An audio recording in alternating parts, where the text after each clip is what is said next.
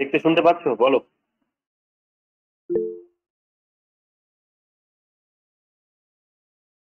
ওকে। Sir আজকের একটু zoom ক্লাসের শুরুতে করুন না।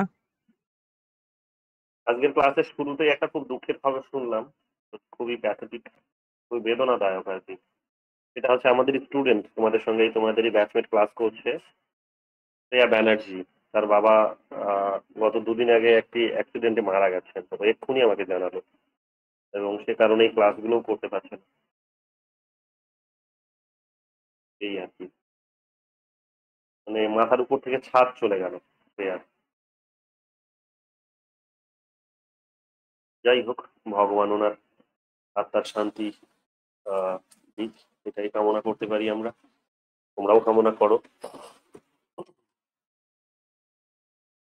ভালোই পড়ছিল খুব। এবার যেভাবে পড়ছিল আর একটু লেগে থাকলেই জুন পর্যন্ত ওর হয়ে যাওয়ার সম্ভাবনা ছিল। যাদবপুরের স্টুডেন্ট পড়েছে আগে, এত বড় একটা তার খারাপ সময় যাচ্ছে, এখন কি বলবো।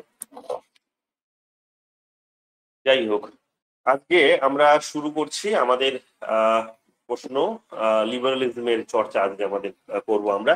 গত দুটো ক্লাসে আমরা লিবারালিজম পড়েছি এবং লিবারালিজমের বেসিক বিষয়গুলো আমরা দেখে নিয়েছি। আজ আমরা দেখে নেব লিবারালিজমের সঙ্গে জড়িত যে সমস্ত বিষয়গুলো, সেগুলো হচ্ছে লিবারালিজম রিলেটেড যে পিওয়াইকিউজ গুলো আছে, সেগুলো আমরা একটু দেখে নেবো। আমি তোমাদের বলেছিলাম যে যে কোনো বই থেকে এটা পড়ে নিতে পারো, অসুবিধা কিছু নেই। দুটো বইয়ের নামও তারপরও আমি তোমাদের বলে দিয়েছি, সেই দুটোও যদি পড়তে ঠিক ছিল। এই বইটা যেটা আমি তোমাদের সাজেস্ট করেছিলাম, আশা করি তোমরা এর আগেও আমি থিঙ্কার্স পড়াতে গিয়েও তোমাদের এটা বলেছি, তো আশা করি তোমরা অনেকে এটা কিনেছো। হুম। তো যদি কিনে থাকো তো খুবই ভালো হয়। তো এই আর কি। তো এটা, কারণ এই বইটা থেকে থিঙ্কার গুলোও পড়তে কাজে আসবে, আবার হচ্ছে থিওরি গুলোও পড়তে কাজে আসবে, এবং খুবই ভালো বই। মানে টেক্সট বই পড়ার পর যদি তোমার কোনো নোট বইয়ের প্রয়োজন হয়, রেফারেন্স বইয়ের নোটের প্রয়োজন হয়, তাহলে তুমি এই বইটিকে নোট বই হিসেবে ব্যবহার করতে পারো, নোটবুক হিসেবে। আমি আজকে তোমাদের এই চ্যাপ্টারটির ছবি তুলে পাঠিয়ে দেবো। আসলে দিনের বেলায় পাঠানো উচিত ছিল, তাতে করে তোমরা অনেকে দেখে নিতে পারতে, পড়তে পারতে। আমি পাঠিয়ে দেবো, একবার শুধু টেক্সটটা পড়ে নিও, যে জায়গাগুলো হাইলাইট করা আছে সেগুলো একটু নোট করো। তাহলেই দেখো হবে, বাকি সবগুলোই কমন পাবে। আরেকটি বিষয় বলে রাখি, এখানে 22টা প্রশ্ন আছে। 22টা প্রশ্ন, যদিও এটা মানে সবগুলোই নয়, মানে আমার কাছে অ্যাটলিস্ট যতগুলো আছে সেটা কমপ্লিট নয় এটা। 22টা প্রশ্ন আছে, এটা নতুন ভার্সানে আর কি। যতগুলো হাতে পাওয়া যাচ্ছে সেটাতেই সেগুলোই এগুলো। এর বাইরেও আরো হয়তো 20-22টা প্রশ্ন হবে, সেগুলো সময়ের অভাবে আমি তোমাদের দিতে পারলাম না। দু একদিন পর আবার দিয়ে দেবো, তো মাঝখানে কোনো একদিন ডেকে নিয়ে তোমাদের পিওয়াইকিউ গুলো অ্যানালাইজ করিয়ে দেবো। ঠিক আছে? তো যাই হোক, আজকে আমরা বুঝি এটা। যে 22টা প্রশ্ন আছে সেগুলো দেখলাম খুবই গুরুত্বপূর্ণ প্রশ্ন, এবং এই 22টা প্রশ্ন পড়লেও মোটামুটি ভাবে দেখবে এরপরে যে আরো 20-22টা প্রশ্ন হয়তো হতে পারে, সেগুলো কভার করে যাবে। এবং না করলেও আজকে আমি অ্যানালাইজ করতে গিয়ে যে কথাগুলো বলবো সেগুলো যদি ভালো করে বোঝো, তাহলে দেখবে যে এরপরে যে বললাম যে 22টা প্রশ্ন থাকবে, সেগুলো তোমরা ইজিলি করতে পারবে। তো মন দিয়ে শুনবে এবং খাতা পেন নিয়ে বসবে, নোট করবে আলাদা করে। আশা করি তোমরা চ্যাপ্টার ওয়াইজ, টপিক ওয়াইজ একটা করে সেকশন করছো নিজেদের খাতার মধ্যে, এবং সেইভাবেই পড়াশোনাটা করছো। যাই হোক, প্রথম প্রশ্ন আমাদের এবার এসএলএসটি তে এসেছিল 2023 সালে, মাদ্রাসা সার্ভিস কমিশনের যে এসএলএসটি হলো তোমরা দেখলে। তো সেখানে এই প্রশ্নটি এসেছিল, প্রথম প্রশ্ন। এটা বাংলা প্রশ্ন। এটা বাংলা প্রশ্নটাও এখানে ওয়েবসাইটে দেওয়া ছিল, তাই এটা এখানে লিঙ্ক করে দিয়েছি। তোমরা যাদের প্রবলেম, বাংলা যারা বুঝতে পারো না, তাদের জন্য বলে রাখি যে ট্রান্সলেশন করাটা ভীষণ ইজি। তোমরা দেখবে সবসময় এই জায়গা থেকে যে 3 ডট এখানে দেখছো, এই যে তোমাদের মোবাইল ফোনেও তোমরা দেখবে কর্নারে, ডান দিকে একেবারে কর্নারে 3 ডট থাকবে। এই 3 ডটে গিয়ে ট্রান্সলেট বলে একটি অপশন আছে, এটিকে টাচ করলেই তুমি নিজের পছন্দের ভাষায় ট্রান্সলেট করে দিতে পারবে। ঠিক আছে? নিজের পছন্দের ভাষায় ট্রান্সলেট করে দিতে পারবে, নিজের পছন্দের ভাষায় ট্রান্সলেট করে দিতে পারবে। তো এটা মাথায় রেখো। তো এইভাবে ট্রান্সলেট করেও কিন্তু করতে পারবে, ইংরেজি থেকে বাংলা এবং বাংলা থেকে ইংরেজি করাটা অনেকটা সহজ। অ্যাকুরেসি লেভেলটা নিয়ে একটুখানি সন্দেহ আছে। তারপরও আমি দেখেছি যে হ্যাঁ, এখন অনেকটা মানে মানে মিলে যায়, মানে অ্যাকুরেট করার চেষ্টা করে। তো মোটামুটি ধরে নাও 90% তো ঠিক আছে। অ্যাকুরেট লেভেল কিন্তু এটাকে দেওয়া যেতে পারে, বা 90% এর কিন্তু গ্রেড দেওয়া যেতে পারে। তো যাই হোক, যদি যে 10% তোমাদের বুঝতে অসুবিধা হতে পারে, সেটা আবার ট্রান্সলেট করে ইংরেজি বা বাংলা ইংলিশ বাংলা করলে তোমরা দেখবে 10%টা ইজিলি তোমরা বুঝতেও পারবে। এবং এতে করে তোমাদের লাভ হবে যে একদিকে বাংলায় তোমরা পাচ্ছ বলে তোমরা বুঝতে পারবে যে তোমাদের মাতৃভাষায় যাদের বাংলা তারা বুঝতে পারবে যে টপিকটি কি বা প্রশ্নটি কি আসলে জানতে চেয়েছে। এবং ইংরেজিটা পড়ে নিলে প্যারালি তোমাদের কোয়েশ্চেন যেহেতু ইংলিশে আবার হবে, নেটের প্রশ্ন ইংলিশ এবং হিন্দি, তো হিন্দি তো তোমাদের অনেকেরই মাতৃভাষা নয় এবং পড়তেও পারো না, কাজেই ইংলিশেই প্রশ্ন করতে হবে সলভ তোমাদের। তো সেটাতেও তোমাদের একটা কিন্তু লাভ হবে। তো এইরকম ভাবে তোমাদেরকে কিন্তু এটা পড়তে হবে এবং আহ, এই বায়ানারি প্রসেসে পড়াশোনাটা করো, খুব ইজিলি তোমরা কোয়ালিফাই করতে পারবে। 64 নাম্বার না, এটা আসলে প্রথম প্রশ্ন, এটা নাম্বারটা কাটা হয়নি। প্রথম প্রশ্ন এখানে বললাম যেমন এসএলএসটি তে এসেছে, মাদ্রাসা সার্ভিস কমিশন, যারা স্কুলের টিচার হবে, হাই স্কুলের টিচার পলিটিক্যাল সায়েন্সে, তাদের পরীক্ষায় এই প্রশ্নটি এসেছে 2023 সালেই। কি প্রশ্ন এখানে আমরা দেখতে পাচ্ছি? প্রশ্নটি হচ্ছে জনকল্যাণকর উদারবাদের মূল বক্তব্য হলো। জনকল্যাণকর বলতে কি বোঝানো হচ্ছে? ওয়েলফেয়ারিজমের কথা বলা হচ্ছে, ওয়েলফেয়ারিজম বা ওয়েলফেয়ার স্টেটের কথা বলা হচ্ছে, ওয়েলফেয়ার লিবারালিজমের কথা বলা হচ্ছে। তো এখানে আমরা কি দেখতে পাবো? যে ইতিবাচক ও জনকল্যাণকামী রাষ্ট্রে তারা চিন্তা ভাবনা করে। ইতিবাচক মানে যেখানে স্টেট কমপ্লিটলি নিউট্রাল থাকে, কমপ্লিটলি নিউট্রাল বা বলতে পারো যে নিউট্রাল বলা ভুল, কমপ্লিটলি সেখানে স্টেট একেবারে নিষ্ক্রিয় থাকবে না, ইনঅ্যাক্টিভ থাকবে না। স্টেট এখানে এক ধরনের অ্যাক্টিভ রোল প্লে করবে। কিসের ক্ষেত্রে? না ইকুয়ালিটি নিয়ে আসার ক্ষেত্রে, সোসাইটিতে জাস্টিস নিয়ে আসার ক্ষেত্রে এবং সোসাইটিতে সকলের মধ্যে একটা পিসফুল সিচুয়েশন এস্টাবলিশ করতে। তো স্বাভাবিকভাবে আমরা দেখতে পাবো সেই কারণে কোনো ইন্ডিভিজুয়ালস যদি কোনো ইন্ডিভিজুয়ালের অ্যাক্টিভিটিস যদি দেখা যায় যে সেখানে পিস নষ্ট করছে বা ইকুয়ালিটির যে পরিবেশ সেটাকে হয়তো তার নিজের গতিটা, তার নিজের, বলবো না যে সব নেগেটিভলি সবসময় সে হয়তো মানুষের ক্ষতি করছে, বাট তিনি নিজের স্বাভাবিক ছন্দেই সে হয়তো উন্নতি করছে, সেই কখনো মানুষের হয়তো ক্ষতি করে না, কিন্তু তারপরেও দেখা যাবে যে অন্য মানুষের থেকে যেহেতু সে হচ্ছে অনেক বেশি প্রোগ্রেসিভ, অনেক বেশি যেহেতু সে হয়তো দেখা যাবে যে সে বেশি কিন্তু ডেভেলপ বা চিন্তাশীল, ফলে সে তার সেই এই পার্টিকুলার পজিটিভ কোয়ালিটিস গুলোকে কাজে লাগিয়ে সে কিন্তু অনেক প্রোগ্রেস করতে পারে এবং বাকিদের কিন্তু পিছনে ফেলে দিতে পারে। এতে করে একটা গ্যাপ তৈরি হতে পারে যে এইরকম 2-4 জন মানুষ বা কিছু অল্প শ্রেণীর মানুষ তারা অত্যধিক বেশি সম্পদবান হয়ে যেতে পারে বা বিভিন্ন ধরনের পাওয়ার গুলো নিজেদের কাছে কন্ট্রোল করতে পারে, নিজেদের কাছে নিয়ে আসতে পারে, পাওয়ারটাকে কন্ট্রোল করার একটা পজিশনে তারা চলে আসতে পারে। অপোজিটে আমরা দেখতে পাবো মেজরিটি অফ পপুলেশন তারা কিন্তু সেখানে ইকুয়ালিটির বাইরে চলে আসতে পারে, ইকুয়ালিটির বাইরে বেরিয়ে যেতে পারে। এই কারণে এখানে বলা হচ্ছে যে পজিটিভ, যে কি না সেই ব্যক্তিগুলোর উপরে কি করবে স্টেট এখানে কিন্তু নিয়ন্ত্রণ আরোপ করবে, অর্থাৎ কন্ট্রোলটা আরোপ করবে।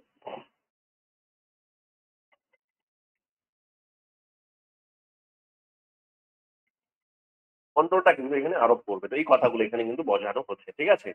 তো কন্ট্রোল আরোপ করবে একদিকে তাদের, এই কারণে বলা হচ্ছে ইতিবাচক, অর্থাৎ ব্যক্তির জীবনে, ইন্ডিভিজুয়ালের জীবনে, ইন্ডিভিজুয়াল অ্যাক্টিভিটিস এর উপরে এক প্রকার কন্ট্রোল করবে, এটা বলা হচ্ছে একদিকে। অন্যদিকে বলা হচ্ছে জনকল্যাণকামী রাষ্ট্র। জনকল্যাণকামী রাষ্ট্র মানে মানে ওদের উপর ইন্টারফেয়ার, ওদের লাইফে ইন্টারফেয়ার করে, ওদের ইকোনমিক অ্যাক্টিভিটিস এর উপর ইন্টারফেয়ার করে ওখান থেকে যা সংগ্রহ করবে, ওদের কাছ থেকে যেটা যা সংগ্রহ করবে এই মেজরিটি অফ পপুলেশনস এর মধ্যে হয়তো সেটা বিলিয়ে দেবে, যেটাকে বলা হয় ওয়েলফেয়ার, কল্যাণ করবে। অর্থাৎ বড় লোকদের কাছ থেকে ট্যাক্স বসিয়ে গরিবদের উপর সেটা বিলিয়ে দেবে, গরিবদেরকে বিলিয়ে দেবে।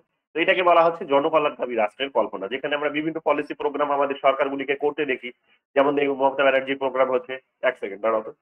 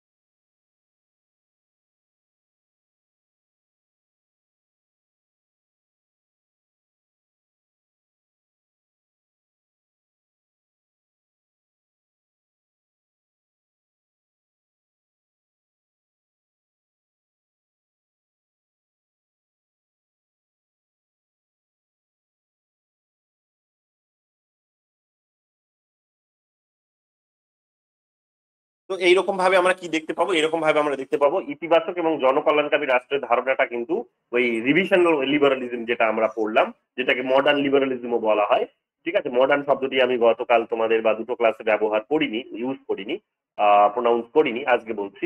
তো এই আইডিয়াটিকে, এই রিভিশনাল লিবারালিজমের আইডিয়াটিকে মডার্ন লিবারালিজমের আইডিয়াও বলা হয়, অর্থাৎ ক্লাসিক্যালের বিপরীতে এটাকে বলা হচ্ছে মডার্ন। ঠিক আছে, ক্লাসিক্যালের বিপরীতে এটাকে বলা হচ্ছে মডার্ন। তো এটা আমরা কিন্তু এখানে দেখতে পাবো। ঠিক আছে, তো এটা আমরা এখানে দেখতে পাবো, মডার্ন বলা হচ্ছে এটাকে। তারপরে এখানে চলে আসো, কি বলছে তারপর, তারপর এখানে বোঝানো হচ্ছে, তারপর এখানে যেটা বলা হচ্ছে সেটা হচ্ছে নিয়ন্ত্রণ স্বাধীনতা, নিয়ন্ত্রিত স্বাধীনতা। হ্যাঁ, এটাও আমরা দেখতে পাবো যে ওই যে ব্যক্তির জীবনে,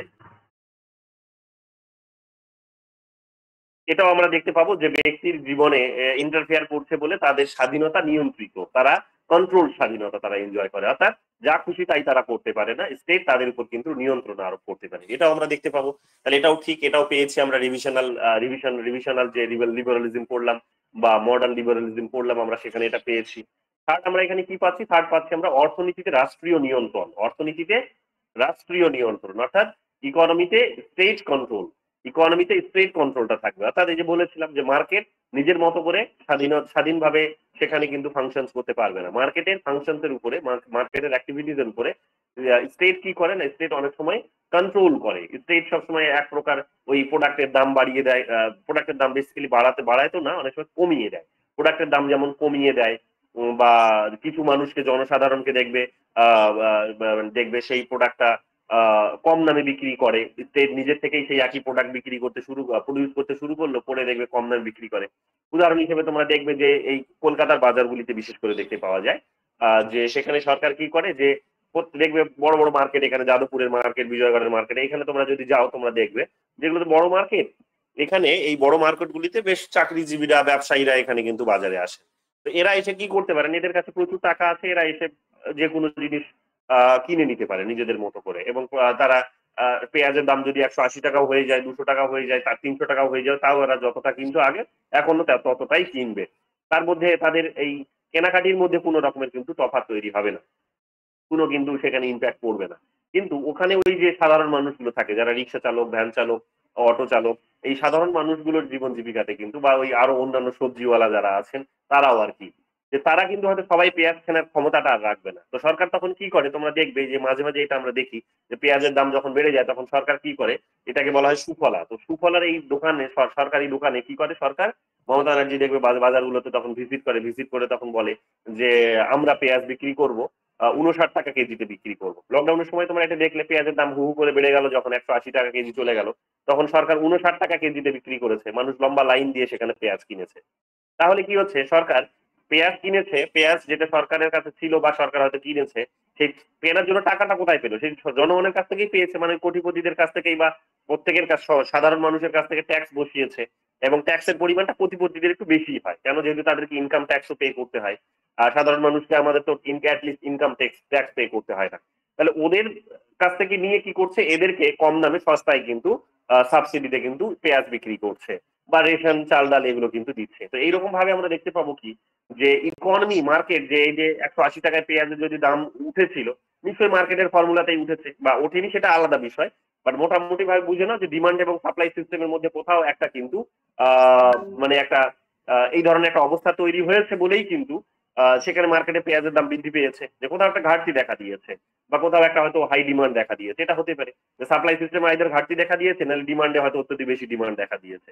তো এই দুটোর কারণে কি হয়েছে, পেঁয়াজের দাম বেড়েছে, কিন্তু সরকার কি করলো না, সরকার নিজের থেকে এসে ইনিশিয়েটিভ নিয়ে বেশি দামে পেঁয়াজ কিনে কম দামে জনসাধারণকে বিলিয়ে দিল। এটা যখন করলো তখন ওই পাশের দোকানদার গুলো কিন্তু, তারা কিন্তু আর পেঁয়াজ কেউ বিক্রি করতে চাইলো না। তো কাজেই তারা যখন আর পেঁয়াজ বিক্রি করতে চাইছে না, কেন, কারণ তাদের 180 টাকা পেঁয়াজ কেউ কিনবে না। তো ফলে কি হচ্ছে, তাদের জীবন জীবিকা একটুখানি নষ্ট হলো।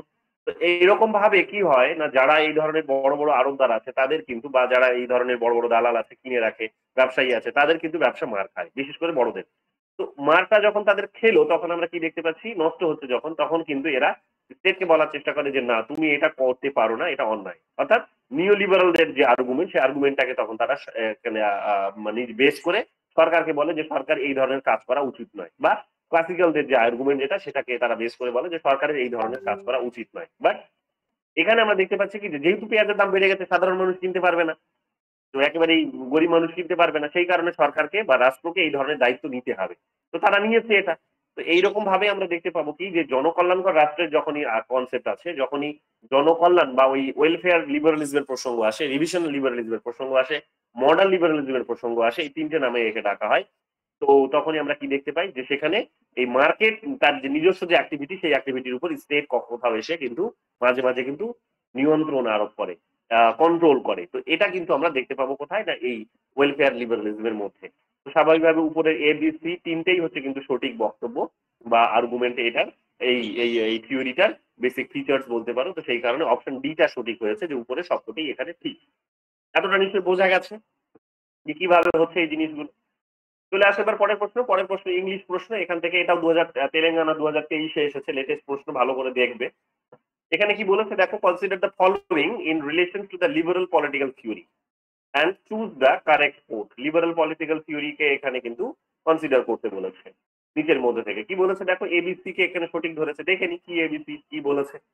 ইট places the individual and individual rights as the highest priority. হ্যাঁ, লিবারালিজমে আমরা দেখতে পাই, মানে ইন জেনারেল যদি লিবারালিজমের কথা বলি, তার লিবারালিজমের দুটো যে ট্রেন্ড আমরা দেখতে পাই, একটা ক্লাসিক্যাল ট্রেন্ড আর একটা হচ্ছে নিও লিবারাল ট্রেন্ড। ক্লাসিক্যালকে আবার নতুন ভাবে রিফর্ম করে নিও লিবারাল একটা ফর্ম উঠে এসেছে। এখানে আমরা কি দেখতে পেলাম, এখানে আমরা দেখতে পেলাম যে ইন্ডিভিজুয়ালসকে লিবার ইন জেনারেল, যখন লিবার শব্দটি ব্যবহার করা হয়েছে বা লিবারালিজম যখন শব্দটি ব্যবহার করা হয়েছে, তখন তার অর্থ হচ্ছে যে সেটা বলতে স্বাধীনতা বোঝায়। এবার স্বাধীনতা বলতে কার স্বাধীনতা? সোসাইটির না। স্বাধীনতা বলতে এখানে ইন্ডিভিজুয়ালের স্বাধীনতা বোঝায়। স্বাধীনতা বলতে কি স্টেটের স্বাধীনতা বোঝায় না। স্বাধীনতা বলতে এখানে ইন্ডিভিজুয়ালের স্বাধীনতা বোঝায়, স্টেটেরও বোঝায় না, সোসাইটিরও বোঝায় না। এখানে আমরা দেখতে পাবো যে এখানে তাহলে কি করেছে, তাহলে এই লিবারাল থিওরি ইন্ডিভিজুয়ালের যে রাইটস, তার যে ফ্রিডম, এগুলোকে কিন্তু গুরুত্ব দিয়েছে এবং সব থেকে বেশি গুরুত্ব দিয়েছে বা উচ্চতম কিন্তু মূল্য দিয়েছে বলতে পারো, যে প্রায়োরিটি দিয়েছে, অগ্রাধিকার দিয়েছে, উচ্চতম অগ্রাধিকার দিয়েছে। তো এটা আমরা দেখতে পাবো যে অর্থাৎ লিবারালিজম কথার অর্থই হচ্ছে কিন্তু ইন্ডিভিজুয়ালিজম। এক প্রকার তোমরা এটাকে সিনোনিম হিসেবে এক প্রকার এখনকার দিনে ব্যবহার করতে পারো, যে ইন্ডিভিজুয়ালিজম মানে লিবারালিজম, লিবারালিজম মানে ইন্ডিভিজুয়ালিজম। যদিও মাঝের ওই ট্রেন্ডটা অবশ্যই আছে, ওই মডার্ন লিবারালিজম, বাট সেটা এতটা গুরুত্বপূর্ণ নয়। কারণ যত সময় গড়াচ্ছে তোমরা দেখতে পাচ্ছ, বিশেষ করে সোভিয়েত ইউনিয়ন যখন কোলাপস করলো 1991-এ, তারপর থেকে তো এটা একেবারে বাস্তব সত্য হয়ে গেছে যেন, যে ইন্ডিভিজুয়ালিজম ইজ দ্য শেষ কথা বলতে পারো, individualism is the last word. তো individualism is the last word যখন আমরা বলছি, তখন পরিষ্কার বুঝতেই পারছো, এবং যত দিন যাচ্ছে তত বেশি করে কিন্তু ইন্ডিভিজুয়ালের ইম্পর্টেন্সটা বাড়ছে, ইন্ডিভিজুয়ালের রাইটস গুলো বৃদ্ধি পাচ্ছে এবং ইন্ডিভিজুয়াল সেই রকম ভাবেই নিজেকে দেখতে পছন্দ বোধ করছে। মার্কসিস্ট যারা ছিল তারাও জানো আজকে, যে তারাও কিন্তু আজকে বেরিয়ে এসে ওই নিউ লিবারালিজমের আর্গুমেন্টের কিছুটা তারা কিন্তু সমর্থন করছে তারাও। তো এই জায়গাতে দেখবে তাদের মধ্যে আবার কিন্তু সিমিলারিটিস আমরা খুঁজে পাবো। বুঝতেই পারছো, তার মানে চারিদিকে ইন্ডিভিজুয়ালিজম লিবারালিজমের জয় জয়কার হচ্ছে এক প্রকার, এবং ট্রেন্ড ওদিকেই এগোচ্ছে, এটা আমরা দেখতে পাচ্ছি। বি নাম্বারে কি বলছে এখানে, বি নাম্বার বলছে it relies on the consent of the citizen হবে, এটা আর ওয়াই বলছে, এটা বাড়তি শব্দ এসেছে, বাড়তি এসেছে, এটা ডিলিট কেটে দেবো। কত নম্বর প্রশ্ন?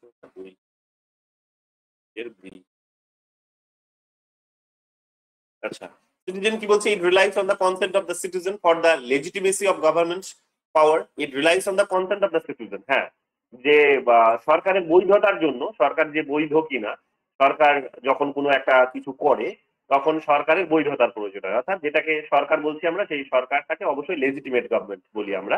তো লেজিটিমেট গভর্নমেন্ট বা সরকার বলতে যেটা বুঝি, সেই সরকার কিন্তু মানুষের সম্মতির উপর ভিত্তি করে গড়ে উঠেছে। মনে করে দেখো জন লকের কথা, জন লক কি বলেছিলেন? জন লক বলেছিলেন যে মানুষ অনাচারে আছে, দুনাচারে আছে, বা বলতে পারে একটা অ্যানার্কির পরিবেশে আছে, সেখান থেকে তারা মুক্তি চায়। মুক্তি পাওয়ার জন্য তারা কি করলো না, তাদের নিজেদের র্যাশনালিটিকে কাজে লাগালো। র্যাশনালিটিকে বেস করে তারা কি করলো, নিজেদের মধ্যে একটা এগ্রিমেন্ট করলো।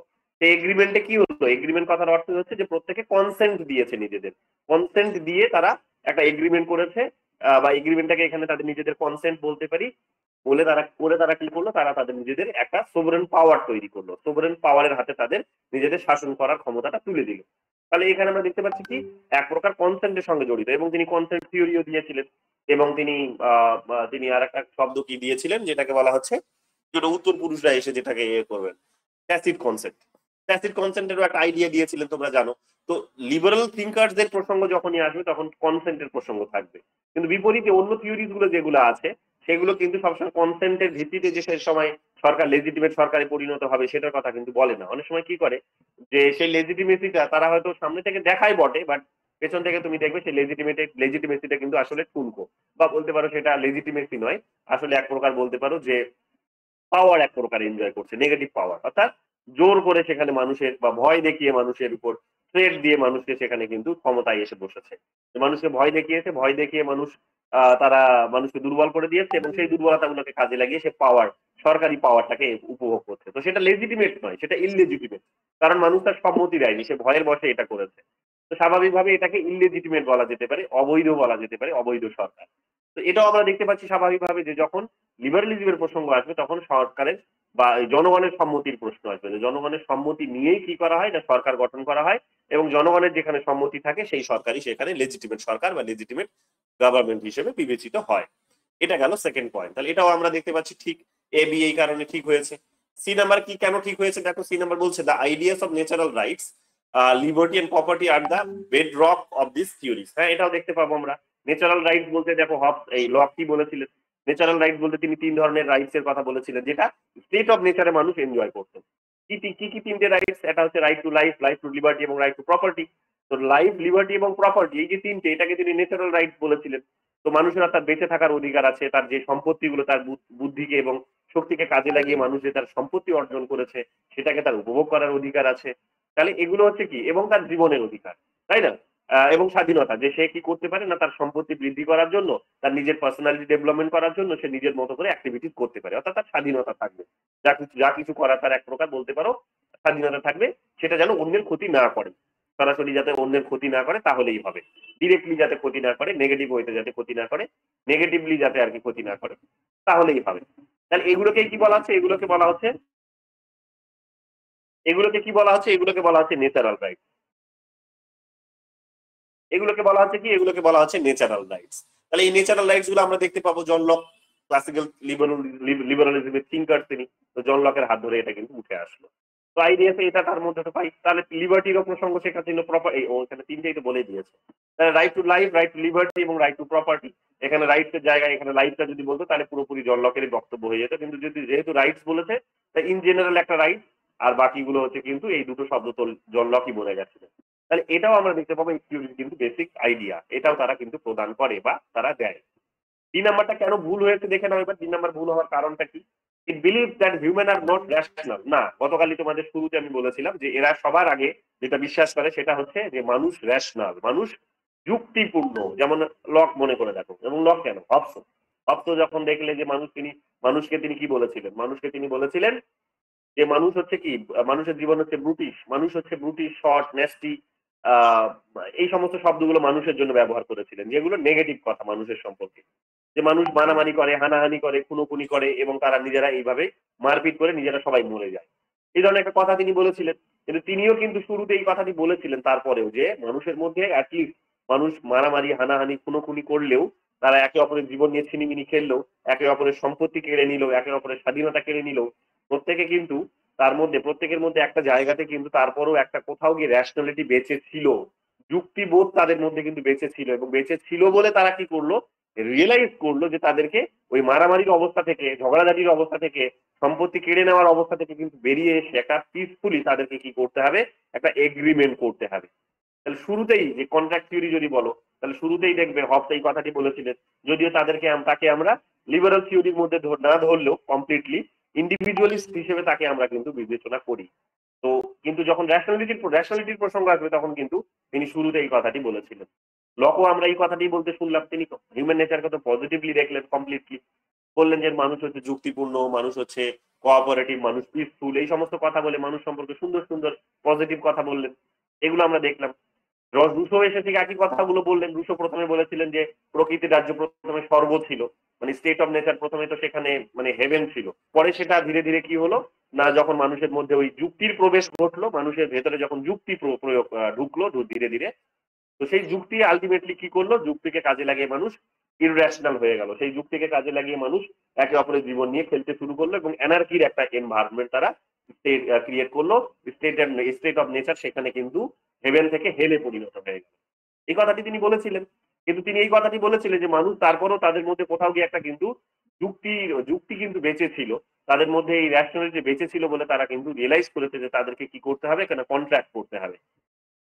কন্ট্রাক্ট করে তারা নিজেরা নিজেদেরকে এম্পাওয়ার করলো এবং যেটাকে বলা হচ্ছে সোভারেন পপুলারিটির কনসেপ্ট, তাই না? তো পপুলার সোভারেন্টির কনসেপ্ট। তো এইরকম ভাবে আমরা দেখতে পাবো কি যে রেশনালিটি মানুষের মধ্যে যে বেঁচে আছে এই কথাগুলো কিন্তু হবস, লক, রুশো তিনজনেরই বলেছিলেন। যদিও হবস একটু কঠোরভাবে শুরুতে নিন্দা করেছেন, শেষ মুহূর্তে এসে তিনি কি তখন ওই সার্বভৌম শক্তি তৈরি করার উদ্দেশ্যে তখন রেশনালিটির যে ইম্পর্টেন্স আছে এবং মানুষের মধ্যে যেটা বেঁচে ছিল এটাকে তিনি স্বীকার করতে এক প্রকার বাধ্য হয়েছিলেন। বাট লক এখানে সরাসরি এসে স্বীকার করেছিলেন। এই কারণে ওনাকে শুরুতে যেহেতু তিনি করেছিলেন, তো স্বাভাবিকভাবে ওনাকে ফাদার অফ লিবারালিজম বলা হয়, যে ওনার হাত ধরেই সে জন্ম হয়েছে লিবারালিজমের। তো কমপ্লিটলি তিনি হিউম্যান নেচারকে রেশনাল বলেছিলেন, যে রেশনাল, কোঅপারেটিভ, পিসফুল, এগুলো কিন্তু এই শব্দগুলো ব্যবহার করে হিউম্যান নেচারকে বা হিউম্যান বিংকে তিনি কিন্তু বোঝার চেষ্টা করেছিলেন, তাই না? তাহলে এটা যেহেতু এখানে নট শব্দটি ব্যবহার করেছে সেই কারণে এটা ভুল হয়েছে। তো এটা আমরা এখানে দেখতে পাচ্ছি। তারপরে এটা কি বলেছে দেখো সেন্টেন্সটা, এখানে পরের পার্টটা সেন্টেন্সে কি বলেছে দেখো, they should be guided by the government inputs to make their choices. না, যখনই লিবারালিজমের প্রসঙ্গ আসবে, ইন জেনারেল লিবারালিজম, তখনই সেটা ইন্ডিভিজুয়ালের প্রসঙ্গ আসবে। ইন্ডিভিজুয়াল এম্পাওয়ার সেখানে, সরকার নয়। তো এখানে যেহেতু ইন্ডিভিজুয়ালিজম বলেছে, আর এখানে যেহেতু হচ্ছে বলেছে যে সরকারের দ্বারা গাইডেড হবে ইন্ডিভিজুয়াল, না, এটা সরকারের দ্বারা গাইডেড হয় না ইন্ডিভিজুয়াল, সে নিজের দ্বারা নিজেই গাইডেড হয়। নিজের দ্বারা নিজেই গাইডেড হয়, কারণ লিবারালসরা মনে করে যে মানুষ যুক্তিপূর্ণ, মানুষ তার ভালো মন্দ বোঝার জন্য যথেষ্ট সক্ষম। মানে ধরে নাও এক প্রকার ফেসবুক কোম্পানি যেই ফিলোসফিতে বা যে আইডিওলজিতে তার কোম্পানি চালাচ্ছে, বা বড় বড় বিজনেসম্যানরা যারা নিজেরা ব্যবসা করতে, তারা যে মানুষের হাতে এত বড় একটা অস্ত্র তুলে দিয়েছে, সোশ্যাল মিডিয়ার মতো বলতে পারো বর্তমান দিনে, যেহেতু আমার পিএইচডি সোশ্যাল মিডিয়া, তাই বারে বারে এই ধরনের উদাহরণগুলো তোমাদের দিই। এবং তোমরাও যেহেতু এটা বারে বারে, মানে তোমরা যেহেতু প্রত্যেক দিনই সোশ্যাল মিডিয়া ব্যবহার করছো, তাই এটাও তোমাদের দিলে অনেকটা অ্যাপ্রোপ্রিয়েট হবে, মনে থাকবে, লিঙ্ক করতে পারবে তোমরা। এটা কি? সেটা হচ্ছে যে সোশ্যাল মিডিয়ার মতো একটা অর্গানাইজেশন, একটা ইনস্টিটিউশন, একটা অস্ত্র মানুষের হাতে তুলে দিয়েছে, তুলে দিয়ে বলছে যে মানুষ রেশনাল, সে বোঝে তার জন্য কি করতে হবে। কিন্তু মানুষ এখানে কি করছে না, মানুষ তার ধীরে ধীরে ধীরে ধীরে দেখা যাচ্ছে যে এমন একটা ট্রেন্ড তৈরি হচ্ছে যে মানুষ এখানে ওই সেই সোশ্যাল মিডিয়াকে দাঙ্গার কাজে ব্যবহার করছে, সোশ্যাল মিডিয়াকে মহিলাদেরকে সেখানে তাদের সম্মানহানি করার কাজে ব্যবহার করছে, সেখানে পর্নোগ্রাফির জন্য ব্যবহার করছে, এই ধরনের ঘটনাগুলোর জন্য ব্যবহার করছে। তো স্বাভাবিকভাবে আমরা বলতে পারি যে ইন্ডিভিজুয়াল রেশনাল হিসেবে দেখার চেষ্টা করেছে বটে ইন্ডিভিজুয়ালিস্টরা বা লিবারালরা, কিন্তু এটা কিন্তু এক প্রকার একটা নেগেটিভ যে সাইডও আছে সেটা কিন্তু বুঝতে হবে। তাই আমেরিকাতে যে গান শুটিং যেটা হয়, যে কেউ বন্দুক নিয়ে গিয়ে রাস্তায় সেখানে সবাইকে র্যান্ডামলি গুলি চালিয়ে দিল, এই যে ঘটনাগুলো, এগুলো আমাদেরকে বুঝতে হবে যে এগুলো নেগেটিভ সাইড অফ লিবারালিজম। যাই হোক, তো এখানে আমরা কি দেখতে পাবো যে সরকারের দ্বারা গাইডেড হয় না ইন্ডিভিজুয়ালস গাইডেড হয় তার নিজের দ্বারা। এটা আমরা এখানে দেখতে পাবো। এই কারণে এবিসি ঠিক হয়েছে, ডি নাম্বারটা ভুল হয়েছে। এবং এটাও আর কি রেশনাল নন, সেটা বলে দিলাম। যাই হোক, 3 নাম্বার চলে আসো। 3 নাম্বারে কি বলেছে? 3 নাম্বার বলেছে liberal theory regards the state as, liberal theory regards the state as, নিশ্চয়ই দেখতে পাচ্ছ তোমরা, অসুবিধা হচ্ছে না। তো liberal theory regards the state as কি বলেছে এখানে? বলেছে a means to an end. Liberal theory regards the state as a means to an end. তারা এখানে এই স্টেটটিকে কিন্তু এখানে তারা মানে শেষ পর্যায়ে বলে না, তারা তারা এখানে বলা হয় স্টেটটিকে তারা একটা উপায় হিসেবে দেখার চেষ্টা করে। তো লিবারাল থিওরি সবসময় এখানে কি করে, যে স্টেটকে তারা এক প্রকার উপায় হিসেবে দেখার চেষ্টা করে, যে এটা হচ্ছে এটা মাধ্যম, কিন্তু এটা উদ্দেশ্য নয়, যে এটাই উদ্দেশ্য বা এটাই টার্গেট নয়, এটাই লক্ষ্য নয়, যে মানুষ এখানে আলটিমেটলি গিয়ে সরকারি গঠন করতে চায়, তা নয়। মানুষ এটা এক প্রকার স্টেটকে মাধ্যম হিসেবে ব্যবহার করে, যে মাধ্যমের মধ্য দিয়ে মানুষ কি করতে পারে না, নিজের লিবার্টিকে উপভোগ করতে পারে, নিজের প্রপার্টিকে উপভোগ করতে পারে, যেটা সে নিজে তৈরি করেছে, যেটা সে নিজে অর্জন করেছে, আর্ন করেছে। তো কাজেই এখানে রাষ্ট্র একটা মাধ্যম এগুলোকে এনজয় করানোর ক্ষেত্রে, ইন্ডিভিজুয়াল যাতে এগুলো এনজয় করতে পারে, সেটা সেক্ষেত্রে স্টেট একটা মাধ্যম, কিন্তু কোন রকম ভাবে স্টেট কিন্তু এন্ড নয়, শেষ নয়, বা এখানে উদ্দেশ্য নয় বা লক্ষ্য নয়। এখানে স্টেট হচ্ছে একটা মাধ্যম। তো লিবারাল থিওরিটা এটাতেই বিশ্বাস করে। তাহলে লক্ষ্যটা কি? লক্ষ্যটা হচ্ছে যে ইন্ডিভিজুয়াল নিজের স্বাধীনতা নিজে উপভোগ করতে চায়, এবং নিজে সে স্টেটের মতো, স্টেটের যেমন ডিসিশন নেওয়ার ক্ষমতা আছে, সেই ডিসিশন নেওয়ার ক্ষমতাটা তার নিজের মতো করে সে উপভোগ করতে চায়। তাহলে সেই পজিশনে মানুষকে নিয়ে আসার চেষ্টা করে কি সে করে, বা ইন্ডিভিজুয়ালসকে নিয়ে আসার চেষ্টা করে লিবারাল থিওরিটা। তো এই কারণে এখানে বলেছে যে স্টেট এখানে কিন্তু একটা উপায়, স্টেট কিন্তু এখানে কোনো উদ্দেশ্য নয় বা লক্ষ্য নয় বা কোনো শেষ পর্যায় নয়। এটার শেষ পর্যায়টা ওটার স্টেটের হাত ধরে সে শেষ পর্যায়ে হয়তো পৌঁছতে পারে। এইরকম ভাবে এখানে আমরা দেখতে পাচ্ছি কি সঠিক উত্তরটা এ হয়েছে, বাকিগুলো এই কারণে ভুল হয়েছে। এটা এটা বিহারে 2023 সালে এসেছে, দেখতে পাচ্ছ লেটেস্ট কোয়েশ্চেন, এগুলো সব ভালো করে দেখবে এগুলো। চলে আসো 4 নম্বর প্রশ্ন কি বলেছে? In a laissez faire economy. Laissez faire economy বলতে গতকালই তোমাদের বলছিলাম, কেউ একজন তোমরা বলছিল, সেটা হচ্ছে লাইজোস্ফিয়ার ইকোনমি বলতে নিওলিবারাল থিওরিকে বলা হচ্ছে, বা ওই দেখবে এই শব্দগুলো জন স্টুয়ার্ট মিলও ব্যবহার করেছে, যে লাইজোস্ফিয়ার ইকোনমি মানে হচ্ছে যে ইকোনমি মুক্ত, স্বাধীন ইকোনমির কথা বলা হচ্ছে, যে ইকোনমি নিজের মতো করে রান করবে, যে মার্কেটে যেভাবে যেরকম ডিমান্ড থাকবে সেই রকম অনুসারে প্রাইস মানে প্রোডাক্টের প্রাইস ডিসাইড হবে, সাপ্লাই যেরকম ভাবে আসবে সেই অনুসারে প্রোডাক্টের প্রাইস ডিসাইড হবে। সাপ্লাই যদি কম হয় কিংবা সাপ্লাই যদি একদিকে কম হয় অন্যদিকে ডিমান্ড যদি বেশি হয়, তাহলে কি হবে? প্রোডাক্টের দাম বাড়বে, তো বাড়বে, এটাতে কিছু করার নেই। আর এদের বক্তব্য হচ্ছে তাই, ডিমান্ড যদি প্রচুর থাকে, ডিমান্ড যদি একেবারেই না থাকে আর এদিকে সাপ্লাই প্রচুর হচ্ছে, তাহলে প্রোডাক্টের দাম কমবে, তো কমবে, এদের বক্তব্য হচ্ছে কমবে, স্বাভাবিক। তো এইরকম একটা অটোমেটিক সিস্টেমে তারা কিন্তু বিশ্বাস করে, যেটা আমরা দেখতে পাই যে অনেক সময় কিন্তু ওই মেজরিটি অফ পপুলেশন এর জন্য ক্ষতির কারণ হয়ে দাঁড়ায়, বলে সেখানে স্টেট কি করে না, এই মেজরিটি অফ পপুলেশন এর কথা ভেবে সেখানে কিন্তু এই প্রোডাক্টের দাম বাড়া কমার মধ্যে এক প্রকার কন্ট্রোল করার চেষ্টা করে, যেটা বললাম কি এখনই পেঁয়াজের উদাহরণ দিলাম। তো লাইজোস্ফিয়ার ইকোনমির বক্তব্যটাই হচ্ছে এটা কি, যে লাইজোস্ফিয়ার ইকোনমি চাই কি, যে নিজের মতো করে ফাংশন করবে, কোনো রকমের নিয়ন্ত্রণ কন্ট্রোল সেখানে কিন্তু স্টেটের মার্কেটের উপরে থাকবে না বা ইকোনমির উপরে থাকবে না, এই কথাটি বলে। এবার দেখো এখানে অপশনে কেন ঠিক হয়েছে, এটা সি নাম্বারটা কি বলছে? Government does not intervene into the free functioning of demand and supply forces in the market. এক্ষুনি বললাম, এটা হচ্ছে মোস্ট অ্যাপ্রোপ্রিয়েট। যে গভর্নমেন্ট কি করে, যখন লাইজোস্ফিয়ার বলতে এখানে বোঝানো হচ্ছে যে ফ্রি মার্কেট বা ফ্রি ইকোনমির কথা বলা হচ্ছে, তাহলে ফ্রি ইকোনমি মানে হচ্ছে যে তার মানে গভর্নমেন্ট ইন্টারফেয়ার করবে না, তো গভর্নমেন্ট ইন্টারফেয়ার না করলেই তার মানে মার্কেট নিজের মতো করে ফাংশনস করতে পারবে, ফ্রিলি ফাংশনস করতে পারবে, তাই না? তো ওটাই এখানে, এই কারণে এটা কিন্তু এখানে ঠিক হয়েছে। তাহলে দেখে নাও এখানে এটা এটা 24শে মার্চ স্লেটে এসেছে, এবারই নর্থ ইস্টের স্লেটে এসেছে, তাহলে দেখতে পাচ্ছ 17ই মার্চ এসেছে পরীক্ষায়, এটা আমরা দেখলাম। তারপরে চলে আসছে এখানে কি বলছে, the view of politics as conciliations of interest is endorsed by, the view of politics as conciliations of interest is endorsed by, এটা বলছে liberalism. the views of politics as conciliation of interest is endorsed by, এটা হচ্ছে liberalism. অর্থাৎ স্বার্থকে যারা হচ্ছে এখানে এক প্রকার বলতে পারো এগিয়ে নিয়ে যায়, সেটা হচ্ছে কিন্তু লিবারালিজম। অর্থাৎ স্বার্থ বলতে এখানে এক প্রকার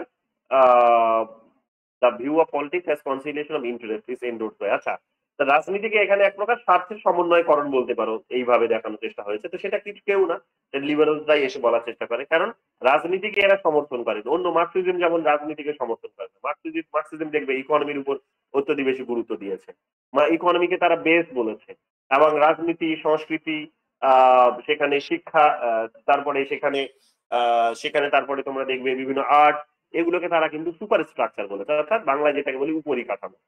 তাহলে মেইনলি এই লিবারালিজম এবং মার্কসিজমের মধ্যে একটা বেসিক ডিবেট আমরা দেখতে পাই, কিন্তু এখানে রাজনীতির প্রশ্ন এবং রাজনীতিকে এরা এক প্রকার স্বীকারই করে না। এখানে বলে যে ইকোনমি শেষ কথা, ইকোনমি সমস্ত কিছু নিয়ন্ত্রণ করে, কিন্তু এরা কিন্তু তা বলে না, এরা বলে যে রাজনীতির মাধ্যমে হবে। রাজনীতি বলতে কি বোঝায়? রাজনীতি বলতে এটাই বোঝায় যে স্বার্থের সমন্বয়করণ, যেটাকে উদ্দেশ্য এবং স্বার্থ, দুটো ওয়ার্ড, উদ্দেশ্য এবং স্বার্থের জন্য যে সিস্টেমটা ফাংশন করে সেটাকেই বলা হচ্ছে রাজনীতি।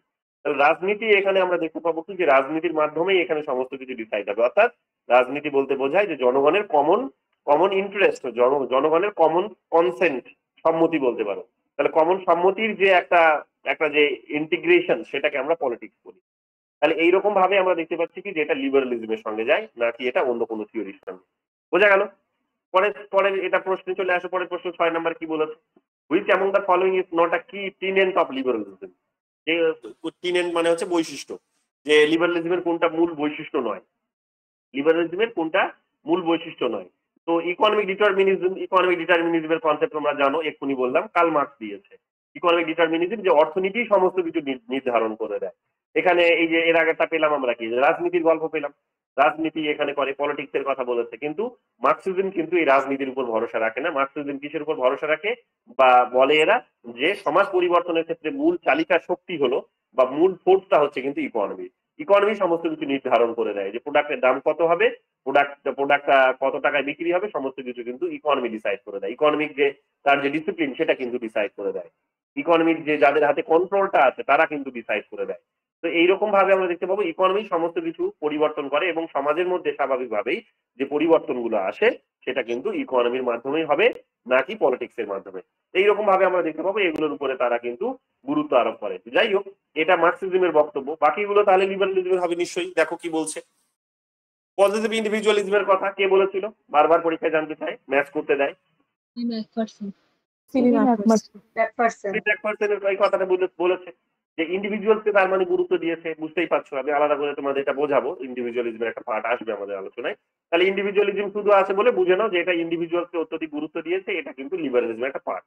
ইন্ডিভিজুয়াল লিবার্টি, এটাও আমরা দেখতে পাচ্ছি যে ব্যক্তির স্বাধীনতাকে এখানে গুরুত্ব দেওয়া হয়েছে। কিছুক্ষণ আগেই বলছিলাম যে লিবারালিজম কথার অর্থই হচ্ছে, লিবারালিজম শব্দটি এসেছে ল্যাটিন ওয়ার্ড লিবার থেকে। লিবার কথার অর্থ হচ্ছে স্বাধীনতা। আর লিবার্টি কথার অর্থ ইংরেজিতে যেটাকে আমরা লিবার্টি বলছি সেটারও অর্থ হচ্ছে স্বাধীনতা। তাহলে এখানে ইন্ডিভিজুয়াল লিবার্টিরই কথা বলে তারা, নাকি সেখানে সোসাইটির বা স্টেটের লিবার্টির কথা বলে। এখানে তারা ইন্ডিভিজুয়াল লিবার্টির কথা বলে, এটা আমরা জানি। 4 নম্বরে কি দেখতে পাচ্ছি? 4 নম্বরে দেখতে পাচ্ছি প্লুরালিজমের কথা বলেছে। প্লুরালিজম মানে বহুত্ববাদ। হ্যাঁ, বহুত্ববাদকে তারা গুরুত্ব দেয়। কিছুক্ষণ আগে তোমাদের বা গতকালকে ক্লাসে আমি সোসাইটির কথা বলছিলাম যে সোসাইটিকে তারা ভ্যালুস দেয়, একেবারে যে দেয় না। সোসাইটির মধ্যে ইকুয়ালিটিকে তারা ভ্যালুস দেয়। তো সেখানে আমরা কি দেখতে পাবো যে সেখানে বেসিক্যালি তারা বলার চেষ্টা করে, এই প্লুরালিজমের আর্গুমেন্টটা হচ্ছে এই রকমেরই যে স্টেট, বিশেষ করে ওই যারা ওই আইডিয়ালিস্ট থিওরি তারা বলার চেষ্টা করে, বা ওই সোভারেন থিওরিস্ট যিনি, যেমন জন অস্টিন, তোমাদের পড়াবো এটা। জন অস্টিন আসবে, সোভারেন্টির কনসেপ্ট যখন পড়াবো তখন আসবে, তখন আরো ভালো করে এটা বুঝতে পারবে। যে জন অস্টিন যেমন বলেছে কি, যে জন অস্টিন বলছে যে স্টেটই শেষ কথা। এবং স্টেট তার নিজের আইন প্রয়োগ করার মধ্য দিয়ে সমস্ত কিছু কন্ট্রোল করার চেষ্টা করে, এবং স্টেটই সমস্ত কিছুর একটা ডিসাইডিং ফ্যাক্টর। স্টেটই হচ্ছে কিন্তু এখানে মেন অ্যাক্টর বলতে পারো, মেন লিডার বলতে পারো, মেন অ্যাক্টর বলতে পারো। তিনি স্টেটই সমস্ত কিছু ডিসাইড করে। কিন্তু লিবারালরা এসে বলার চেষ্টা করে, লিবারালরা এবং আরো যারা হচ্ছে মডার্ন লিবারাল তারা বিশেষ করে, তারা আরো এসে গভীরভাবে বলার চেষ্টা করে যে না, সোসাইটিকে যদি প্রোগ্রেস করাতে হয় তাহলে আমরা দেখতে পাবো যে ওই স্টেটকে এখানে অত্যধিক বেশি ভ্যালুস দিলে হবে না। স্টেটের বাইরে বেরিয়েও এসে স্টেটের ভেতরে এবং স্টেটের বাইরে, স্টেটের এরিয়ার বাইরে আরো কতগুলো ইনস্টিটিউশনস আছে যেগুলো রোলগুলো খুবই গুরুত্বপূর্ণ, যাদেরকে বলা হয় সিভিল সোসাইটি ইনস্টিটিউশন, যাদেরকে বলা হয় মিডিয়া, যাদেরকে বলা হয় সেখানে বিভিন্ন বিভিন্ন বিভিন্ন অর্গানাইজেশন।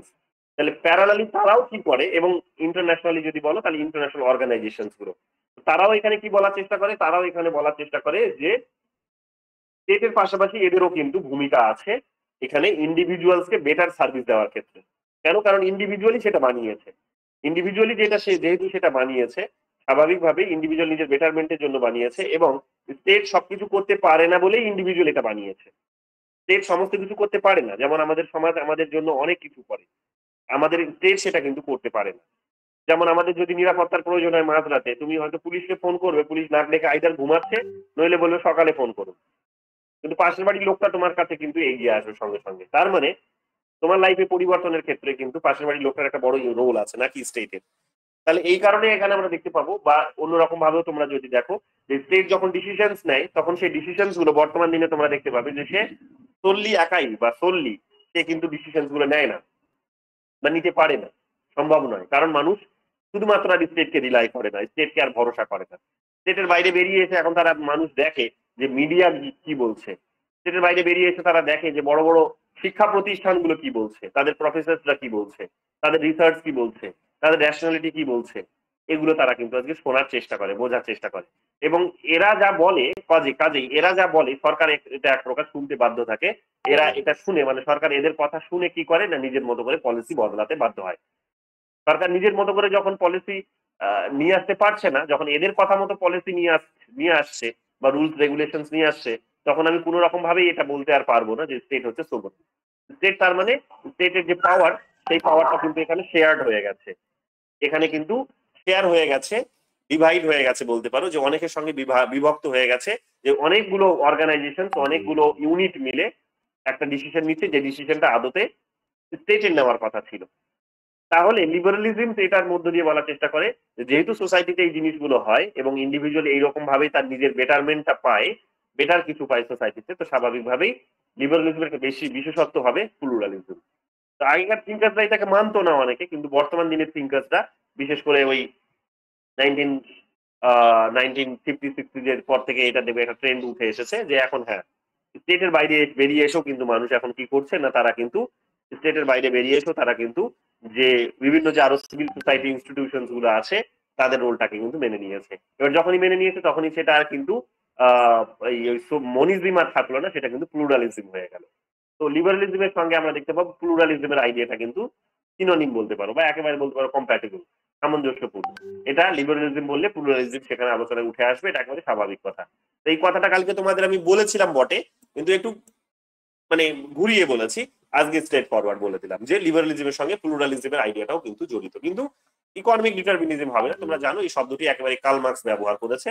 তিনি ইকোনমিকেই এখানে সমাজ পরিবর্তনের ক্ষেত্রে বেস বলেছে, যে সোসাইটিতে এত যে চেঞ্জেস আসছে, সোসাইটি পরিবর্তন হচ্ছে, তার অন্যতম কারণ হচ্ছে ইকোনমি। ইকোনমি সমস্ত কিছু কিন্তু ডিসাইড করে দিচ্ছে, এটা আমরা শুনেছি বলতে। চলে আসে পরের প্রশ্ন। পরের প্রশ্ন কি বলেছে? পরের প্রশ্ন বলেছে liberalism is not committed to which of the following. Liberalism is not committed to which of the following. Liberalism যেটা করে না সেটা কি, যে social group or collective body. Liberalism is not committed to which of the following. হ্যাঁ, তো এটা বলছে social group or collective body. Social group আর কালেকটিভ বডির উপর তাদের এতটা কিন্তু জোর নেই যতটা জোর আছে ফ্রিডমের উপরে, যে হ্যাঁ তার মানুষের স্বাধীনতায় বিশ্বাস করে। কেন? তার লিবারালিজমের কথার অর্থই হচ্ছে স্বাধীনতা বা স্বাধীন। তাহলে ফ্রিডমের উপর তারা জোর দেয়, ইন্ডিভিজুয়ালসের। তারা টলারেন্সের উপর জোর দেয়, সহনশীলতা, সেখানে সহনশীলতার উপর জোর দেয়। সহনশীলতা মানে যে তোমাকে তোমাকে কিন্তু মানে অন্যের প্রতিও কিন্তু রেসপেক্টফুল হতে হবে। তুমি তোমার মনে যা আসছে তাই কিন্তু করতে পারবে না, তোমাকে অন্যের রাইটসটাও কিন্তু বুঝতে হবে। তুমি তোমার রাইটসটা যখন এনজয় করছো, প্যারালালি তোমাকে এটাও মাথায় রাখতে হবে যে আমার মতো অন্য একটি মানুষ, তারও কিন্তু সেম রাইটস আছে, কাজে আমি আমার রাইটসটা এনজয় করতে গিয়ে অন্যের রাইটসে কোনো রকম ভাবে ইন্টারফেয়ার করবো না। তো মানুষ এটা বোঝে, তাদের বক্তব্য হচ্ছে, লিবারালদের বক্তব্য হচ্ছে যে মানুষ এটা বোঝে, এই টলারেন্সটা তাদের মধ্যে আছে। ইন্ডিভিজুয়ালসকে এইরকম ভাবে তারা লিবারালরা রেশনাল দেখার চেষ্টা করেছে, এইরকম ভাবে তারা কিন্তু এখানে স্বয়ং সম্পূর্ণ হিসেবে দেখার চেষ্টা করেছে যে কমপ্লিট। কেন? কারণ তাদের মধ্যে ফ্রিডম আছে, প্যারালালি তাদের মধ্যে টলারেন্সের আইডিয়াটাও তারা কিন্তু প্র্যাকটিস করে। অন্যদিকে কনসেন্টের আইডিয়াও পাচ্ছি আমরা, মানে প্যারালালি আর একটা কনসেন্টের আইডিয়া পাচ্ছি যে মানুষ যা কিছু করে তারা কিন্তু সম্মতির বা স্টেট বা মানে স্টেটের কে যে তারা সম্মতি দেয়, স্টেটকে যে পাওয়ার দেয়, স্টেটের পাওয়ার দেওয়ার পেছনে কিন্তু একটা কনসেন্টের ভূমিকা আছে, তারা সম্মতির মাধ্যমে হয়। অর্থাৎ লিবারালিজম বলার চেষ্টা করে এটাই যে তোমাকে যদি শাসন করতে হয় তাহলে জনগণের সম্মতি নিয়ে শাসন করতে হবে। জনগণের যেখানে সম্মতি নেই, কনসেন্ট নেই, সেই সমস্ত কাজ তুমি করতে পারবে না। তুমি করতে পারবে না। কেন? কারণ তুমি শাসন ক্ষমতাটা কি তোমার নিজের জন্য চালাচ্ছ? তুমি বলতে তো আর শুধুমাত্র রাষ্ট্র বোঝায় না। আগে যেটা রাজা বাদশারা করতো, যে ওরা যা বলতো নিজেদের মতো করে বলতো, নিজেদের লাভের কারণে বেশিরভাগটাই আর কি, তো তাতেই করেই জনগণ সেটাই মেনে নিত। এবার জানো তোমরা, মেনে নেওয়ার পেছনে সরকারের বা রাজার এক ছাত্র যেহেতু আধিপত্য আছে, রাজার আদেশ অমান্য করলে, নির্দেশ অমান্য করলে যেহেতু এক প্রকার মৃত্যুদণ্ড হবে, সেই কারণে কেউ বিরোধিতা করতো না, ভয়। কিন্তু এখন যেহেতু সেই ভয়গুলো মানুষের অনেকটা কেটে গেছে, মানুষ এখন অনেক নিজের সম্পর্কে সচেতন হয়েছে, নিজের স্বাধীনতা সম্পর্কে সচেতন হয়েছে, কাজেই এখন কোনো পাওয়ার যদি তৈরি হয় তাহলে সেই পাওয়ারটা সম্মতির ভিত্তিতেই তৈরি হওয়া উচিত, এটা তারা বলার চেষ্টা করে। এবং আমরা জন লককে দেখতে পেলাম সম্মতির ভিত্তিতে তিনি কি করলেন না রাষ্ট্র নির্মাণ করলেন। হবসকেও আমরা দেখতে পেলাম সম্মতির ভিত্তিতে করতে দেখলেন, যদিও পরবর্তীকালে তিনি বলেছেন যে না, তোমার সম্মতিটা ইররিভোকেবল, যেটা বলেছে যে তুমি এটা একবার যেহেতু সম্মতি দিয়েছো, তুমি আর ওটা ফিরিয়ে নিতে পারবে না। ঘুরিয়ে ফিরিয়ে জন লকও সেই একই কথা বললেন, হ্যাঁ, যে তুমি যেহেতু সম্মতি দিয়ে দিয়েছো বা তোমার পূর্বপুরুষ যেহেতু সম্মতি দিয়েছে, তুমি আর ফিরিয়ে নিতে, ওটা আর কিন্তু ফেরত পাবে না। যাই হোক, বাট মোটামুটি আমরা দেখতে পাবো যে প্রত্যেকেই কিন্তু কনসেন্টের উপরে জোর দেয়, সম্মতি নিয়ে মানুষের কি করতে হবে না সিস্টেমটাকে পরিচালনা করতে হবে। তো এগুলো আমরা দেখতে পাবো লিবারালিজমের মধ্যে আছে। Social group of collective body, এই আইডিয়া গুলো দেখবে সোশ্যালিজমের সঙ্গে মোস্টলি যায়। এগুলো যে লিবারালিজমের সঙ্গে যায় না তা একেবারেই নয়, বাট এগুলো লেটেস্ট একেবারেই বলতে পারবো যে সোশ্যালিজমের এই পজিটিভ সাইড গুলো লিবারালিজম এখন শুষে নিয়েছে নিজের মধ্যে। তোমাদের আগেও বলেছি যে পৃথিবীতে সব থেকে বড় দুটো আইডিওলজি যদি আছে, সেটা হচ্ছে একটা ধর্মের আইডিওলজি, আর দ্বিতীয় আইডিওলজিটা হচ্ছে এখানে কিন্তু এই লিবারাল আইডিওলজি। এর থেকে বড় শক্তিশালী আইডিওলজি পৃথিবীতে নেই। এবং লিবারালিজম দেখবে তোমরা সোশ্যালিজমকে দেখে বা রিলিজিয়নকে দেখে ভয় পায়, আর রিলিজিয়ন দেখবে আবার লিবারালিজমকে দেখে ভয় পায়। কেন পায়? তার কারণ ওই একের লাঠি 10-এর বোঝা, কাইন্ড অফ সেরকম, যে একটা পুরো সোসাইটি যখন একসঙ্গে ফাংশন করবে তখন সবাই সবার সুখ দুঃখে পাশে এসে দাঁড়াবে, সবাই ভালো থাকবে, সবার একসঙ্গে উন্নতি হবে। এটাও একটা ভালো থাকার সিস্টেম, ডেভেলপমেন্ট করার সিস্টেম। আবার অন্যদিকে লিবারালিজমটাও হয়তো সেখানে ওই 1 by 1 মই বেয়ে উঠবে তুমি, ইন্ডিভিজুয়ালকে গুরুত্ব দিয়ে দেওয়া হয় যেখানে, সেটাও একটা বিশেষত্ব। কিন্তু কথাটা হচ্ছে এটার মধ্যে দিয়েও উন্নতি হচ্ছে, ওটার মধ্যে দিয়েও হচ্ছে, কিন্তু একে অপরকে কিন্তু ভয় পায় তারা।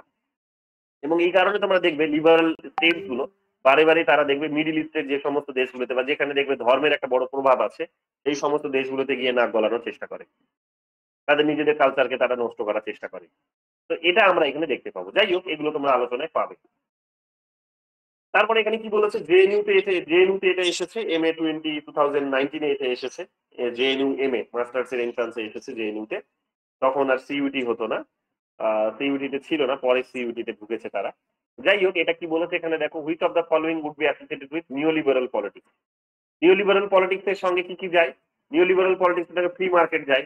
রবার্ট নজিকের কথা মনে করে দেখো, বলেছিলাম গতকাল যে ফ্রি মার্কেটের কথা বলেছে, যে ক্লাসিক্যালরা যেহেতু ফ্রি মার্কেটের উপর জোর দিয়েছে, তো ক্লাসিক্যালদের সেই বক্তব্যটাকে আবার তারা কিন্তু রিভাইভ করিয়েছে, স্টেটমেন্টটিকে বা আইডিয়াটিকে রিভাইভ করিয়ে তারা বলার চেষ্টা করেছে যে না, মার্কেটকে ফ্রি রাখতে হবে, মার্কেটকে ফ্রি না রাখলে হবে না।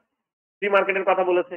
2 নম্বরে কি বলেছে? 2 নম্বরে বলেছে ন্যাশনাল ইন্ডিভিজুয়াল। হ্যাঁ, এটাও তারা বলে যে মানুষ যুক্তিপূর্ণ, মানুষ বোঝে তার জন্য ভালো কোনটা, তার জন্য খারাপ কোনটা, মানুষকে যুক্তিপূর্ণ বলেছে তারা। 2। তৃতীয় এখানে কি বলেছে? এটা অ্যান্ড হবে, অ্যান্ড এটা সিম্বল দিয়েছে বলে ওই কারণে এই রকম এসেছে, ওয়েবসাইটটা সিম্বল দিতে পারছে না। এটা কত নম্বর প্রশ্ন? 8 নম্বর।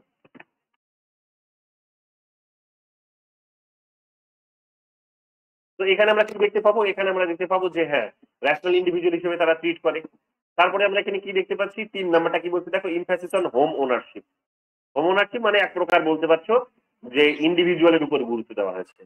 মানে ওনারশিপ নিজের পরিবারের কাছে থাকবে, বাড়ির কাছে থাকবে, নিজের কাছে থাকবে, কোনো ওই সোসাইটির কাছে থাকবে না, যেটা একটা বড় আইডিয়া, পরিবারের বাইরেও বা ইন্ডিভিজুয়ালের বাইরে বা কোনো স্টেটের কাছে থাকবে না।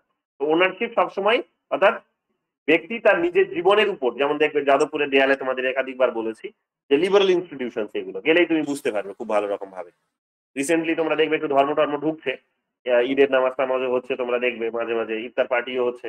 আবার সেখানে দেখবে যেমন গত কালকে বোধহয় রামনবমী হবে হবে না নিয়ে একটা বিতর্ক হলো, একটা মন্দিরও হয়েছে মাঝে, আমরা দেখতে পাবে তোমরা আইআর ডিপার্টমেন্টের পাশেই, ঠিক আছে, সেখানে দেখবে বিভিন্ন পুজো টুজোও হচ্ছে। তো ঢুকছে এগুলো, কিন্তু তোমরা দেখবে এই লিবারাল ইনস্টিটিউশন গুলোতে, দেয়ালগুলো থেকে তোমরা গেলেই দেখতে পাবে ছেলে মেয়েরা লিখে রেখেছে আমার শরীর আমার মন দূর হটোর আশ্বাসন, যেটা জন স্টুয়ার্ট মিল বলেছিলেন যে over his body and his own self, over his body and his mind, individual is কি বলেছিলেন, ইন্ডিভিজুয়াল ইজ ওনারশিপ, এই টাইপের একটা কথা বলেছিলেন যে তার শরীর এবং মনের উপর ব্যক্তির, তার নিজের ব্যক্তির শরীর এবং তার মনের উপর ব্যক্তি নিজের ক্ষমতার অধিকারী। হ্যাঁ, সার্বভৌম ক্ষমতার অধিকারী। হ্যাঁ। তো ব্যক্তিকে এখানে তারা কিন্তু মালিকানাধীন করে দিয়েছিলেন, তো এটা আমরা দেখতে পাবো। কিন্তু এটা তারা এখানে বলেননি। কি বলেছে? স্টেট ডি কি বলছে, DIRI, ডিরিজিজম, এই ধরনের শব্দ কোথাও আমরা পাই না। ডিরিজিজম কথার অর্থ কি দেখে নাও একটু, কি বাংলা মানেটা কি?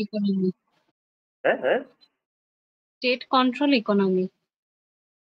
স্টেট ডিরিজিজম, দেখে নিচ্ছি একবার, প্রপার ওয়ার্ডটা দেখে নিচ্ছি।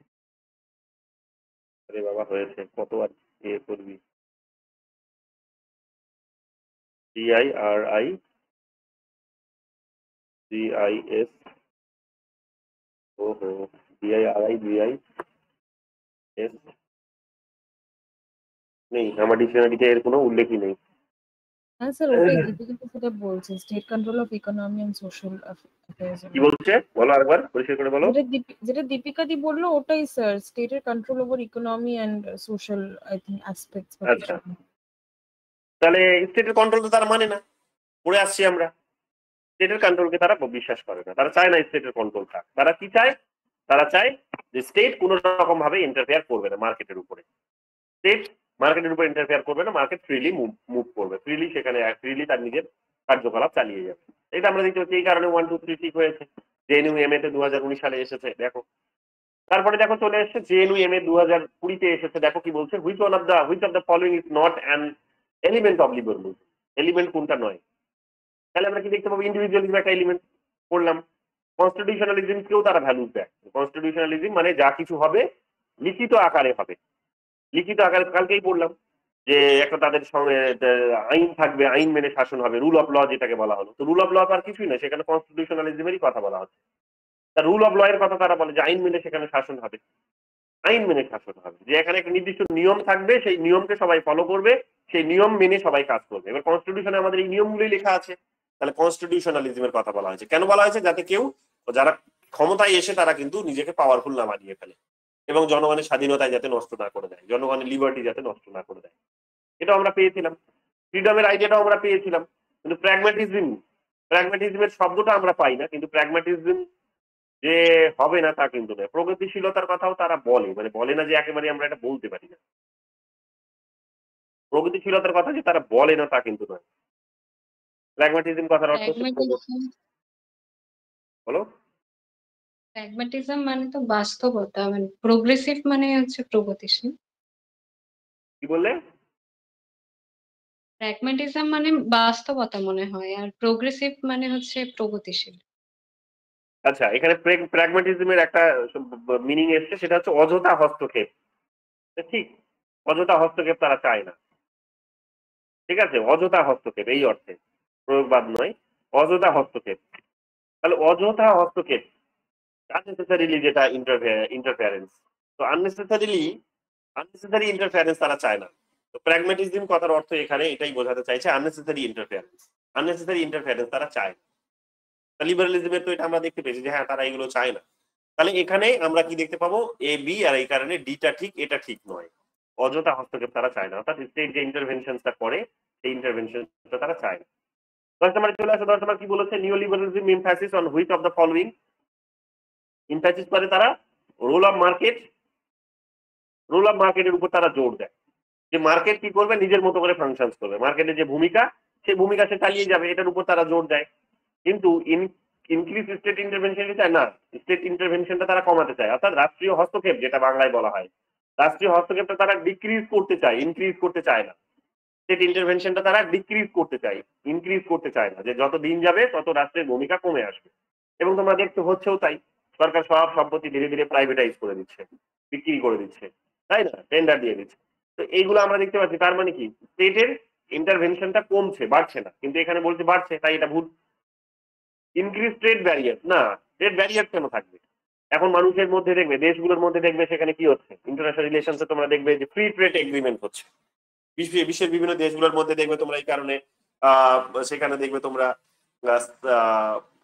সেপা, বেকা, এই সমস্ত এগ্রিমেন্ট গুলো হচ্ছে। সেপা, সেকপা, বেকা, এই সমস্ত এগ্রিমেন্ট গুলো হচ্ছে। তো এই এগ্রিমেন্ট গুলো কিসের সূচক, কোন বিষয়টিকে এখানে আইডেন্টিফাই করছে বা দেখানোর চেষ্টা করছে যে তারা দেশগুলোর মধ্যে যে প্রতিবন্ধকতাগুলো ছিল ব্যবসা বাণিজ্য ওপেনলি করার, সেটা তারা কমাতে চায়। তারা স্বাধীনভাবে ব্যবসা বাণিজ্য করতে চায়, একটা দেশ আর একটা দেশে গিয়ে স্বাধীনভাবে ব্যবসা বাণিজ্য করতে চায়। সেই কারণে এই সেকা, সেকপা, বেকা, এই সমস্ত এগ্রিমেন্ট গুলো তারা করছে।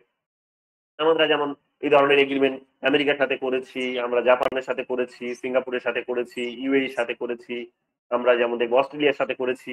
এই যে 3টে এগ্রিমেন্টের কথা বললাম, এগুলো যেমন এই সমস্ত দেশ, জাপানের সাথে, এই সমস্ত দেশগুলোর সঙ্গে যেমন হয়েছে, এবং পরীক্ষা একাধিকবার জানতে চেয়েছে, জানো তোমরা। তো এইরকম ভাবে আমরা কি দেখতে পাবো, যে ট্রেড ব্যারিয়ার যেগুলো আছে, মানে এই বাধাগুলোকে তারা কমাতে চায়। তো তারা তো স্বাধীনতার কথা বলে। তো ট্রেড মানে বাণিজ্য স্বাধীনভাবে হবে, সেখানে বাধা থাকবে কেন? তাহলে বাধাটা বাড়বে কেন? এখানে ইনক্রিজ বলেছে, ইনক্রিজ না হয়ে এটা ডিক্রিজ হবে। যদি ডিক্রিজ হতো তাহলে ঠিক হতো, কিন্তু যেহেতু ইনক্রিজ বলেছে তাই ভুল হয়েছে। তারপরে কি বলেছে? Social justice. এটা যে তারা বলে না একেবারে, তা আমরা বলতে মানে মানে ইয়ে করতে পারি না। নিওলিবারালিজমটা সোশ্যাল জাস্টিসের পক্ষে যে একেবারে দাঁড়ায় না কমপ্লিটলি, এটা আমরা বলতে পারি না। আর তারপরও আমরা দেখতে পাবো যে হ্যাঁ, যেখানে ওই জন রলস দেখবে সোশ্যাল জাস্টিসের কথা যখন বলার চেষ্টা করলেন, তখন দেখবে রবার্ট নজির তেড়ে এসে তার বিরোধিতা করলেন।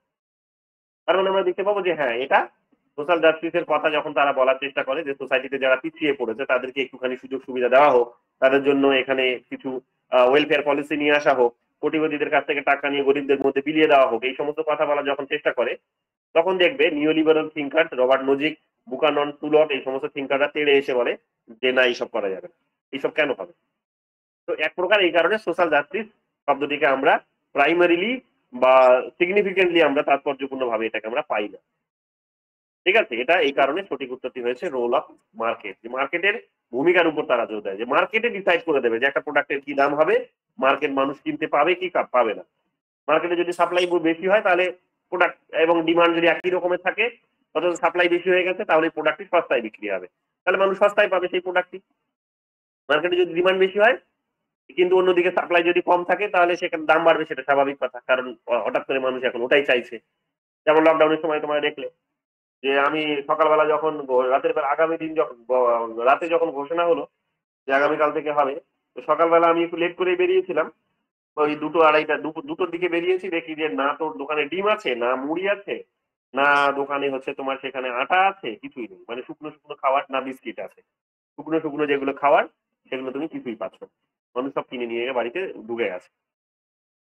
তো এই ধরনের ঘটনাগুলো আমরা দেখতে পেয়েছি। তখন দেখতে পেয়েছি কি, যে তখন বা মাছ দেখলে তোমরা করোনার সময় একটা মাছ, পাতলা একটা মাছ, যেটার দাম হচ্ছে 59 টাকা সরকারি ভাবে যেটার দাম, ঠিক আছে, বা এত টাকাও দাম নয়, তো সেইটার তখন 500 টাকা, 1000 টাকা, 1500 টাকাতেও কিন্তু বিক্রি হয়েছে।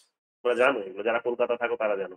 গ্রামের মানুষরা হয়তো সেখানে গামছা দিয়ে কাজ চালিয়ে নিয়েছে, শাড়ির আঁচল দিয়ে হয়তো কাজ চালিয়ে নিয়েছে, কিন্তু শহরে কিন্তু এটাই হয়েছে, পাওয়া যায়নি। 1500 টাকা দিলেও সেখানে মাছ পায়নি। বুঝতেই পারছো যে ডিমান্ড বেশি, সাপ্লাই কম, যেহেতু হঠাৎ করে ঘোষণা হয়েছে তাই কোম্পানিগুলো তৈরি করতে পারেনি। তো ফলে এখানে কি হয়েছে, প্রোডাক্টের দাম বেড়ে গেছে। এগুলো আমরা দেখতে পাবো। তো এটা এখানে আলোচনায় আসে এই প্রসঙ্গে। 21 সালে এসেছে দিল্লি ইউনিভার্সিটি এম এ। দেখে নাও, এটাও দিল্লি ইউনিভার্সিটি 2022 সালে এসেছে। কি বলছে, enterprise capitalism is inspired by whose idea. সেটা অ্যাডাম স্মিথ এবং ডেভিড রিকার্ডো। গতকালও বলেছিলাম এবং তার আগের দিনও বলেছি, দুটো ক্লাসেই আমি অ্যাডাম স্মিথ এবং ডেভিড রিকার্ডোর কথা বলেছি। এরা এন্টারপ্রাইজ ক্যাপিটালিজমের কথা বলে। কি এটা এন্টারপ্রাইজ ক্যাপিটালিজম মানে হচ্ছে এক প্রকার ব্যবসা বাণিজ্যের মাধ্যমে সেখানে সেখানে মানে পুরো সিস্টেমটা ফাংশন করবে। ব্যবসা বাণিজ্যের মাধ্যমে বা ট্রেডের মাধ্যমে, ব্যবসা বাণিজ্যের মাধ্যমে সেখানে ইকোনমি ফাংশন করবে। এখানে কোনো রকমের কিন্তু কি করা হবে না, না ইন্টারফেয়ার করা হবে না কারো। তো ব্যবসা বাণিজ্যের মাধ্যমে সেখানে কি হবে, প্রোগ্রেস আসবে। ব্যবসা বাণিজ্য যত বেশি হবে, যত বেশি ওপেন সিস্টেম হবে, যত বেশি সেখানে, তত বেশি প্রোডাক্টের কোয়ালিটি বৃদ্ধি পাবে, তত বেশি সেখানে ভ্যারাইটিস উঠে আসবে মার্কেটে, তত বেশি মানুষের বিভিন্ন যে ডিমান্ড গুলো আছে, যেগুলো হয়তো স্টেট ফুলফিল করতে পারে না, সেগুলো ফুলফিল হবে। তো এখানে তারা এন্টারপ্রাইজ ক্যাপিটালিজমের কথা বলে, যে সমস্ত কিছু ব্যবসা বাণিজ্যের মাধ্যমে ডিসাইড হবে, ওপেনলি। এখানে এই কথাগুলো তারা বলে। মার্গারেট থেচারের নামটা আমরা এই প্রসঙ্গে পাই, যে তিনি প্রাইভেটাইজেশনটা ব্রিটেনে শুরু করেছিলেন, তাই না? তারপরে জন মাইনার্ড কেইনসের নামটা এই প্রসঙ্গে পাই, যে তিনি মডার্ন লিবারালিজম যেটাকে বলছি, রিভিশনাল লিবারালিজম যেটাকে বলছি, ওয়েলফেয়ার লিবারালিজম যেটাকে বলছি, সেই লিবারালিজমের তিনি একজন বড় ইকোনমিস্ট। সেভিংস এর কনসেপ্ট তিনি দিয়েছিলেন, তাই না? আর এখানে ডেভিড স্মিথ, এবং ডেভিড স্মিথ বলে তো কেউ নেই, অ্যাডাম স্মিথ এবং অ্যাডাম রিকার্ডো, উল্টে দিয়েছে নামগুলো। এটা তো হবেই না, নামগুলোকে শুধু একটুখানি ফার্স্ট নেম সেকেন্ড নেমে উল্টো পাল্টা করে দিয়েছে। প্রপার নাম হচ্ছে এটা, অ্যাডাম স্মিথ এবং ডেভিড রিকার্ডো। এটা আমরা এখন দেখতে পাবো। এই কারণে দেখবে এন্টারপ্রাইজ ক্যাপিটালিজমে অ্যাডাম স্মিথ দেখবে তুমি বলার চেষ্টা করেছিলেন, ইনভিজিবল হ্যান্ডের কনসেপ্ট দিয়েছিলেন, যে মার্কেটের একটা অদৃশ্যমান হাত আছে, যে অদৃশ্যমান হাত ধর দিয়ে কি করবে, মার্কেট সমস্ত কিছু নিজের মতো করে ঠিক করে নেবে। যাই হোক, তারপরে এখানে দেখো 2000 কত সালে, এটা 20 সালে এসেছে। কোথায়? ডিসেম্বর 2020 সালে এসেছে। এটা বোধহয় নেটে হবে, ইয়েগুলো দেয়নি ভুল করে।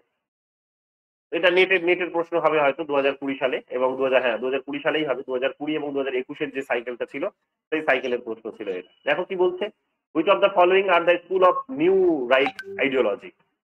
New right ideology, which of the following R school of new right ideology.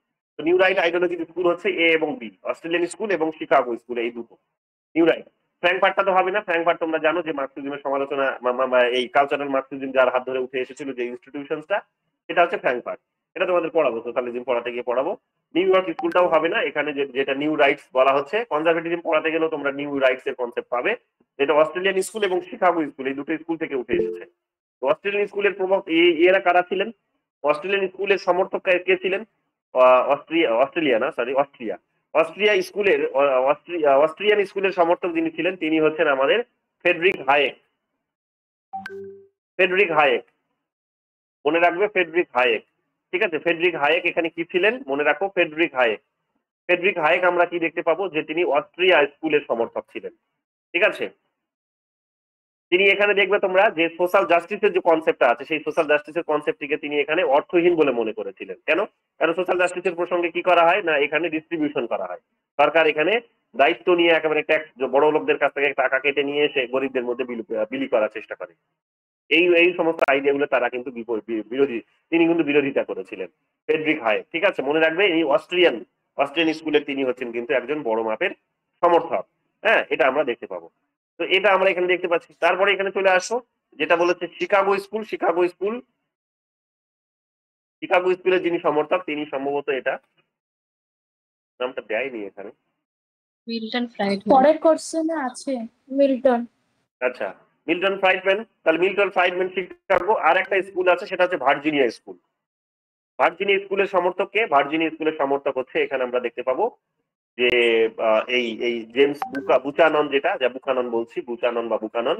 তো জেমস বুকানন এবং হচ্ছে গার্ডন টুলক, এই দুজন হচ্ছে এখানে আমরা দেখতে পাবো কি ভার্জিনিয়া স্কুলের সমর্থক। লিখে নিতে পারো, ভার্জিনিয়া স্কুলের সমর্থক হচ্ছে এখানে আমরা দেখতে পাবো গার্ডন টুলক এবং জেমস বুচানন বা বুকানন। ঠিক আছে, অস্ট্রেলিয়া স্কুলের সমর্থক কাকে দেখতে পাচ্ছি আমরা দেখতে পাচ্ছি এখানে ফ্রেডরিক ভন হায়েককে, তাই তো। আর এখানে তোমরা দেখতে পাবে একটা কি শিকাগো স্কুল তো বলেই দিল। পরের প্রশ্নও আছে নাকি তো দেখে নাও, তাহলে এগুলো এখানে মাথায় রেখো, ঠিক আছে। চলে আসো পরের প্রশ্ন 13 নম্বর কি বলেছে, in which aspect does modern liberalism not believe. Modern liberalism মানে এখানে বোঝাতে চাইছে যেটা তোমাদের গতকাল পড়ালাম, বারবার আজকেও বলছিলাম, সেটা হচ্ছে যে রিভিশনাল লিবারালিজম, অর্থাৎ মাঝখানে যেটা উঠে এসেছিল, মানে ক্লাসিক্যাল, তারপর হচ্ছে মডার্ন বা ওয়েলফেয়ার বা হচ্ছে রিভিশনাল, এবং তারপর হচ্ছে কি, তারপর হচ্ছে নিও লিবারাল। তিনটে আমরা কিন্তু এর স্টেজ দেখতে পাবো, তিনটে কিন্তু এর বিবর্তন, এর কিন্তু ইভলিউশন আমরা তিনটে স্টেজে দেখতে পাবো। যাই হোক, এখানে আমরা কি দেখতে পাচ্ছি, যেটার কথা এরা বলে না সেটা হচ্ছে মিনিমাল স্টেট। মিনিমাল স্টেটের পক্ষে কারা দাঁড়ায় না, নিও লিবারালরা দাঁড়ায় মিনিমাল স্টেটে। ক্লাসিক্যালদের দাঁড়ায় না তা কিন্তু নয়, কারণ ওই জন রলসও কিন্তু এই আইডিয়াটা দিয়েছিলেন এবং তিনিও কিন্তু ওই ক্লাসিক্যালদের মধ্যেও পড়েন, তিনি দুটোর মধ্যেই পড়েন, ঠিক আছে। যাই হোক, এখানে আমরা দেখতে পাবো নিও লিবারালদের সঙ্গে এটা মোস্টলি যায়, তার কারণ এটা নিও লিবারালদের প্রায় সবাই এই মিনিমাল স্টেটের ধারণাটিকে সমর্থন করেছিলেন, কিন্তু ক্লাসিক্যালদের সবাই এটাকে সমর্থন করেনি। হ্যাঁ, তো যাই হোক, এখানে আমরা কি দেখতে পাবো, মিনিমাল স্টেটের ধারণাটিকে সমর্থন করে কে? মিনিমাল স্টেটের ধারণাটিকে সমর্থন করে নিও লিবারালসরা, ওই Robert Nozick, Friedrich von Hayek, James Buchanan, এই সমস্ত থিঙ্কার্সরা আমরা দেখতে পাবো এটাকে সমর্থন করে। মডার্ন লিবারালিজমের মধ্যে তাহলে আমরা কি পাই? Grave welfare, cradle to grave welfare, অর্থাৎ এক প্রকার বলতে পারো জনকল্যাণ করার জন্য এক প্রকার উদ্গ্রীব, জনকল্যাণ করে মোদ্দা কথায়।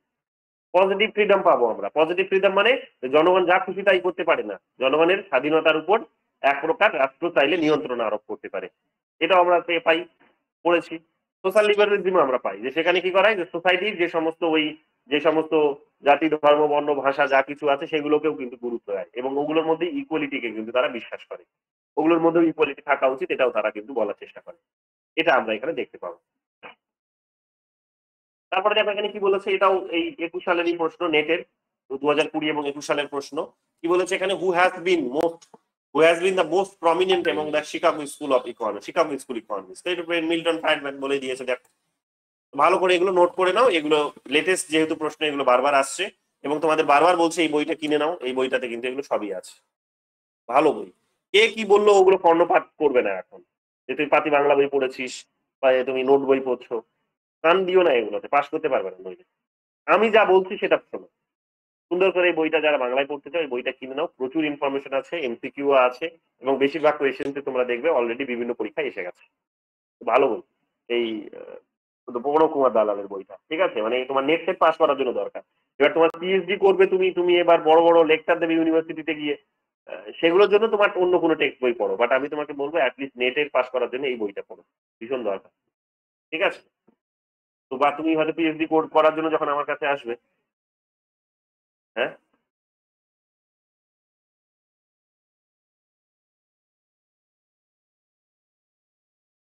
কি বলছে বনু? বনু,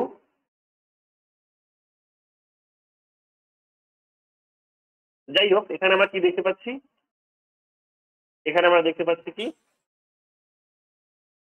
হ্যাঁ আসছি।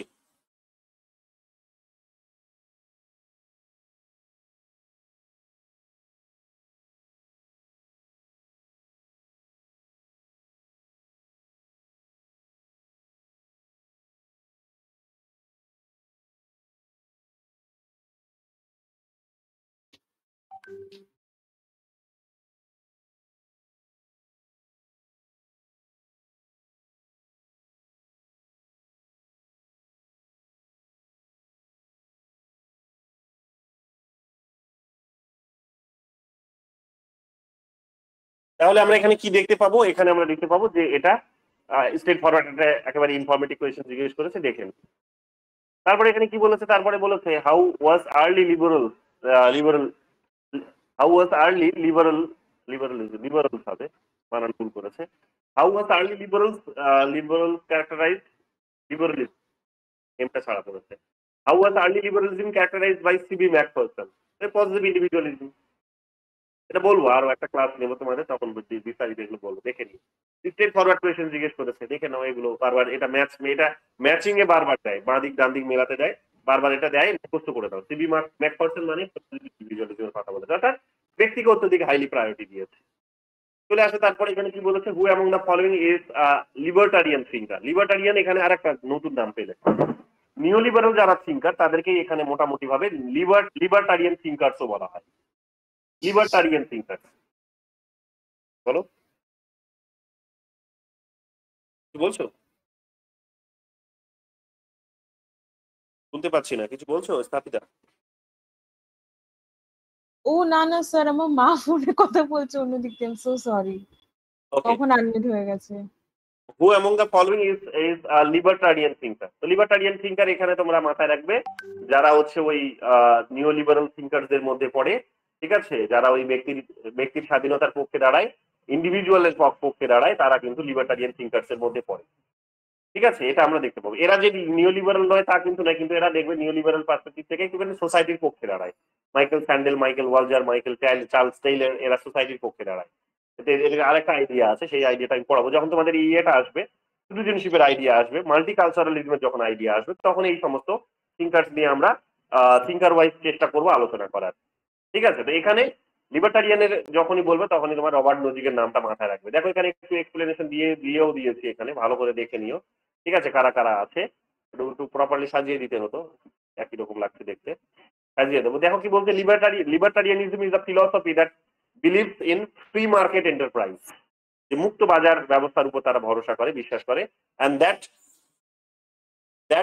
business and society are more efficient when the government is the least involved, যে সরকার এবং সরকার যেখানে আর কি এতটা বেশি ইম্পর্টেন্ট রোল প্লে করে না বা করতে দেওয়া হয় না, সেখানে মার্কেটই শেষ কথা বলে, বা এবং বিপরীতে সরকারের রোলটা খুব কম।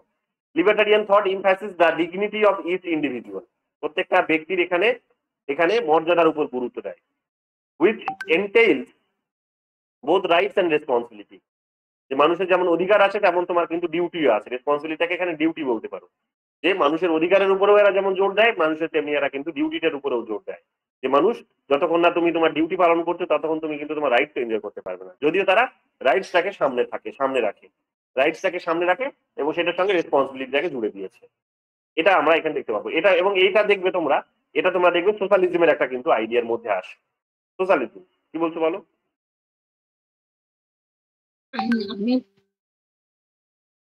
আমি যতদূর পড়েছিলাম, হ্যাঁ শোনা যাচ্ছে, হ্যাঁ, এই লিবার্টেরিয়ানরা রাইটস এর তুলনায় লিবার্টিকে বেশি প্রাধান্য দেয়, আর যারা ইগালিটেরিয়ান আছে যেমন জন রলস, তারা রাইটসটাকে বেশি প্রাধান্য দেয়। সেটা ঠিক আছে, কিন্তু এখানে লিবার্টির প্রসঙ্গ আসেনি, এখানে এসেছে রাইটস এবং রেসপন্সিবিলিটি। রেসপন্সিবিলিটি কথার অর্থ হচ্ছে ডিউটি, ঠিক আছে। এবার রাইটস আর লিবার্টির মধ্যে যদি কম্পিটিশন হয় তাহলে লিবার্টিকে তারা জোর দেবে অবশ্যই, বোঝা গেছে। এবং এই কারণে তোমরা নিজেরাও দেখবে যে আমাদের কনস্টিটিউশনে কিন্তু লিবার্টারিয়ান কনস্টিটিউশন। তোমরা দেখবে যে কোনো বিষয়ে কন্ট্রাডিকশন হলেই তোমরা দেখবে সবার আগে দেখবে আর্টিকেল 19টাকে কোট করা হয়, আর্টিকেল 21টাকে কোট করা হয়, যে সেটাকে নাকি ভায়োলেট করছে। এবং 19 নম্বরের যে সমস্ত ইয়েগুলোকে আছে আর 6টা যে আমাদের স্বাধীনতার অধিকার আছে সেগুলোকে কোট করা হয়, সেগুলো তোমরা এখানে পাবে। যাই হোক, কি কনসেপ্ট কতগুলো আছে এখানে, কি পাই আমরা লিবার্টারিয়ান থিওরিতে বা নিও লিবারাল থিওরিতে? কি কনসেপ্ট হচ্ছে? ইন্ডিভিজুয়ালিজম আছে এখানে, ব্যক্তিকে গুরুত্ব দেয় তারা এখানে। তারা জাস্টিস ইন ডিস্ট্রিবিউশন অর্থাৎ বন্টনের মধ্যে তারা ন্যায় বিচারকে প্রতিষ্ঠা করতে চায়। তারপরে এখানে এখানে বাকিগুলো দেখে নিও যে কারা কারা থিঙ্কার্স আছে। এখানে লাউজি আছে, জন লক আছে, এগুলো দেখে নিও। এগুলো সবাই আসবে না যদিও, কিন্তু একবার এগুলো দেখে নিও। এগুলো প্রত্যেকে লিবার্টারিয়ান থিঙ্কার্স বা লিবারেল থিঙ্কার্স এর মধ্যে চলে আসে। বলো কি বলছো দিদি?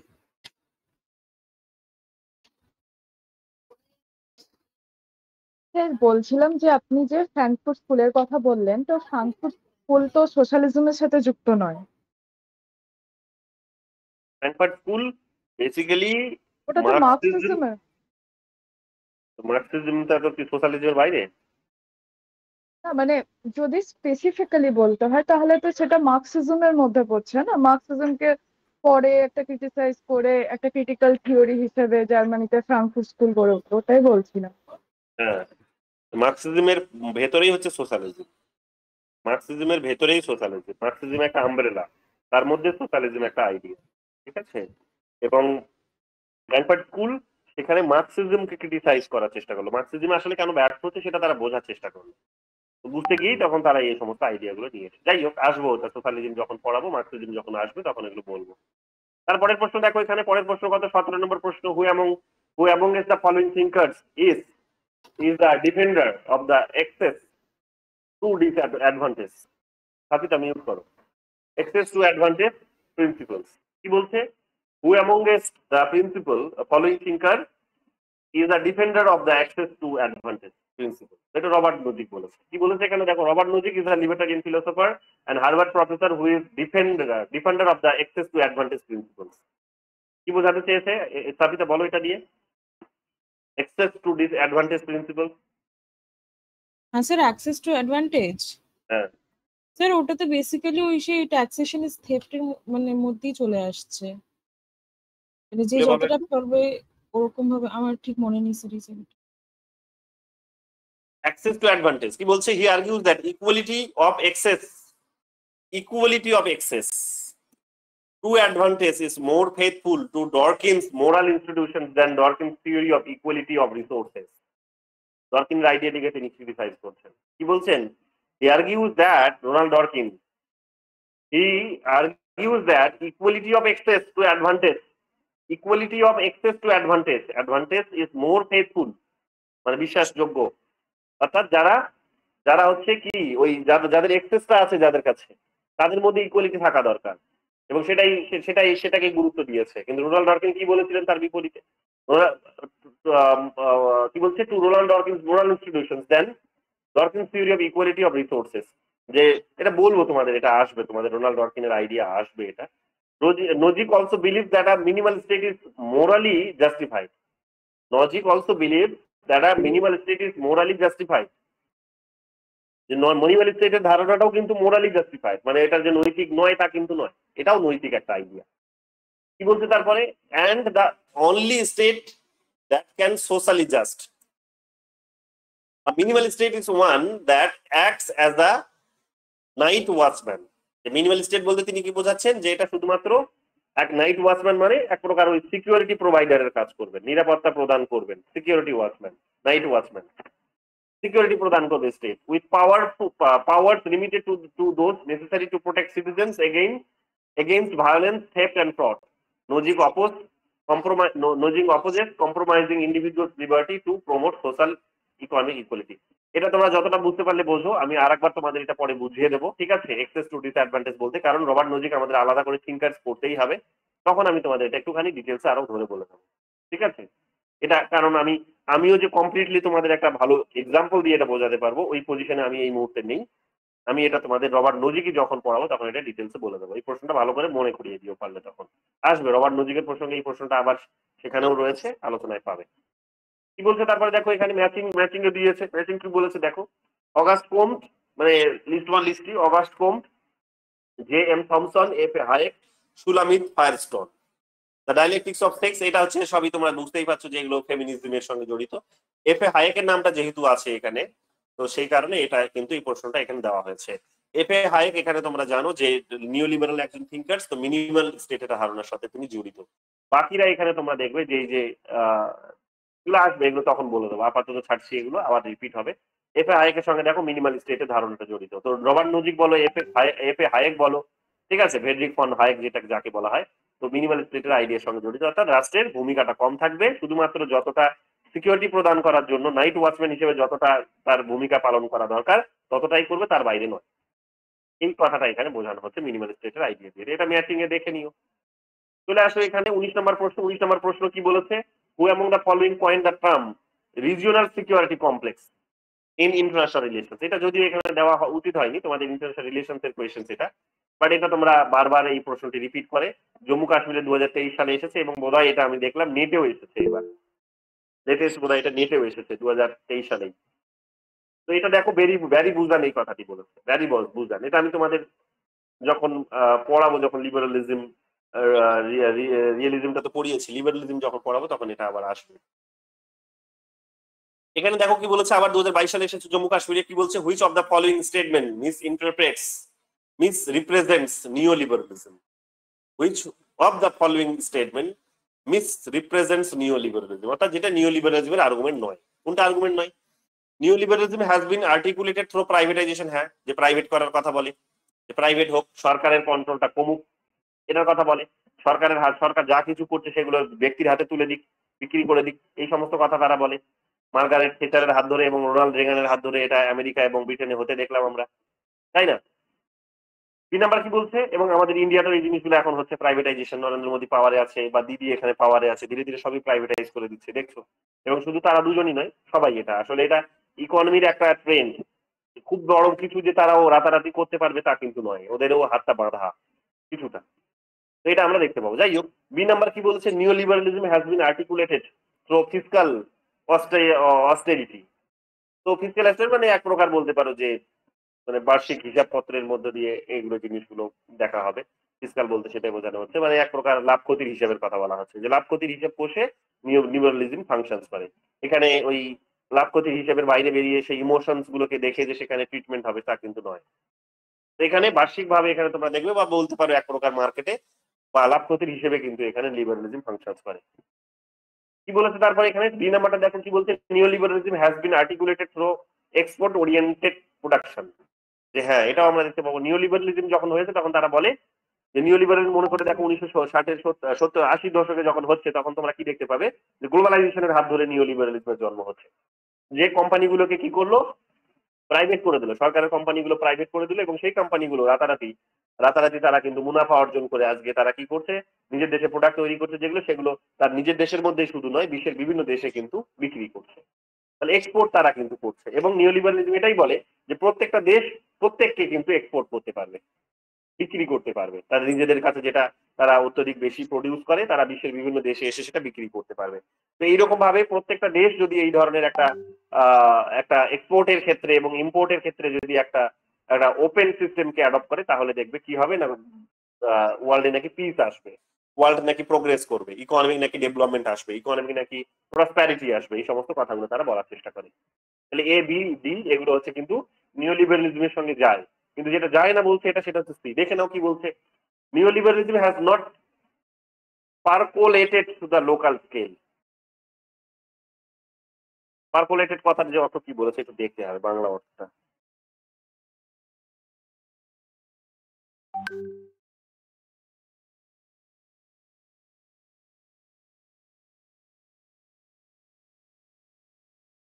পরিশ্রুত করা, চুইয়ে পড়া যেটা বলছে, ছোট ছোট ছিদ্রের মধ্য দিয়ে ঝরানো বা ঝরা। কি বলছে তাহলে? Neoliberalism has not percolated to the local scale. না, এটা যে বলছে যে লোকাল স্কেলে নাকি চুইয়ে পড়ে না, না হয়। নিওলিবারালিজম যখন হবে তখন শুধুমাত্র ওই শহরগুলোর উন্নতি হবে না। সাসকিয়া সিসান যদি তোমরা পড়ো, সাসকিয়া সিসান বা ম্যানুয়েল ক্যাস্টেল যদি পড়ো, যিনি ওই সাসকিয়া সিসানকে আবার কোটও করেছেন, তিনি বলছেন যে গ্লোবালাইজেশনের পিরিয়ডে এসে কি হয়েছে না, শহরগুলোর উন্নতি হয়েছে, গ্লোবাল সিটিজের কনসেপ্ট গড়ে উঠেছে। এবং তোমরা দেখবে সেই উদ্দেশ্যেই আমাদের শহরগুলোকে চাঙ্গা করার কাজ চলছে। এই জন্য দেখবে স্মার্ট সিটিজের কনসেপ্ট দেশের মধ্যে আসছে, নরেন্দ্র মোদীর হাত ধরে দেখবে স্মার্ট সিটিজের কনসেপ্ট আসছে। কেন? কারণ বিশ্বের বিভিন্ন বড় বড় শহরগুলোর সঙ্গে আমরা নইলে কম্পিট করে উঠতে পারছি না। স্মার্ট সিটিজের কনসেপ্ট সেই কারণে নিয়ে আসতে বাধ্য হচ্ছে। এখানে আমরা কি দেখতে পাচ্ছি? তাদের বক্তব্য হচ্ছে নিওলিবারালিজম যখন আসে তখন শুধুমাত্র এখানে ওই শহরেরই যে উন্নতি হয় তা কিন্তু নয়, সেই উন্নতি চুইয়ে কিন্তু গ্রামের দিকেও আসে। কেন? কারণ একটা কোম্পানি জানে যে তাকে যদি অত্যধিক ব্যবসা বাণিজ্য করতে হয় তাহলে তাকে তার নিজের এরিয়াটা বাড়াতে হবে, তার কাস্টমারের সংখ্যাটা বাড়াতে হবে। এবার সব কাস্টমার একসময় শহরের কাস্টমার ধরো, কলকাতা শহরের কাস্টমার ধরে নাও 2 কোটি বা 3 কোটি ধরে নাও শহরের কাস্টমার। তো শহরের 3 কোটি কাস্টমারকে সে একটা নির্দিষ্ট স্কেলে সে কিন্তু সেখানে সার্ভিস দেয়। পরের বছর গিয়ে সে তার যে বেনিফিটটা হবে, বেনিফিট যদি সে আরো মাল্টিপ্লাই করতে চায়, তাহলে তাকে কি করতে হবে না, শহরের বাইরে বেরিয়ে ধীরে ধীরে তখন কিন্তু তাকে ধীরে ধীরে ছোট ছোট শহরগুলোতে যেতে হবে, অর্থাৎ মেট্রোপলিটন শহর থেকে ছোট ছোট শহরগুলোতে যেতে হবে। ছোট ছোট শহরগুলো যখন সে কভার করে দেবে তখন সে কিন্তু ধীরে ধীরে গ্রামের দিকে পৌঁছাবে।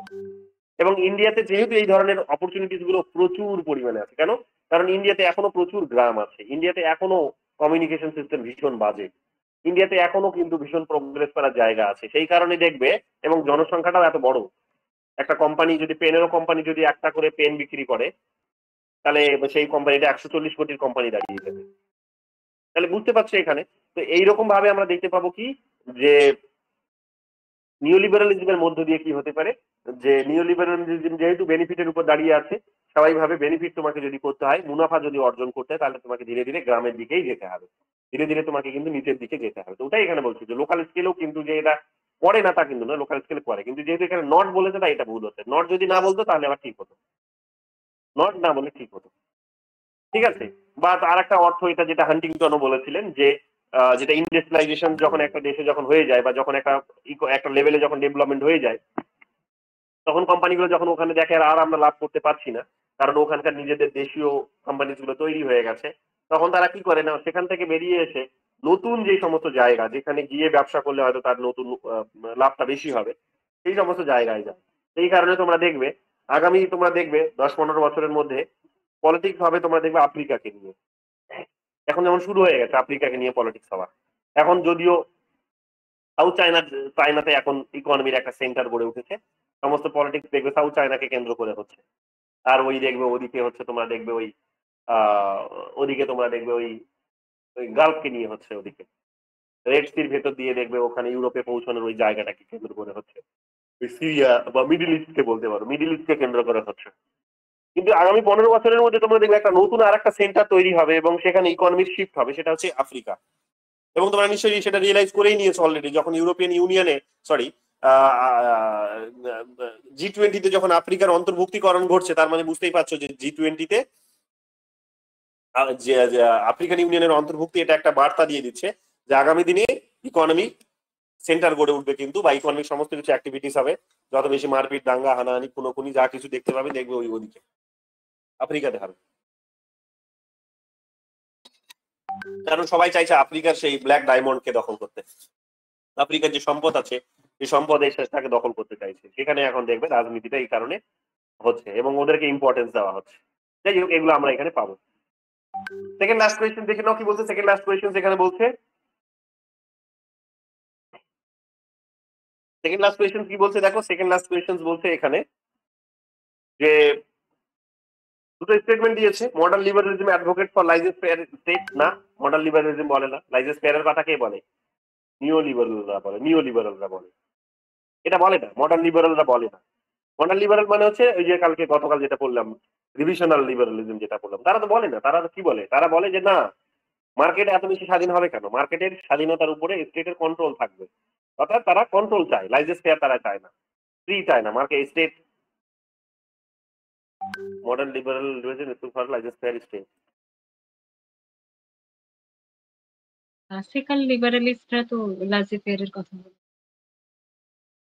ক্লাসিক্যালরা এবং ইয়েরাও লাইজেস ফেয়ার, ক্লাসিক্যাল এবং মডার্ন নিও লিবারালরা লাইজেস ফেয়ার ইকোনমির কথা বলে।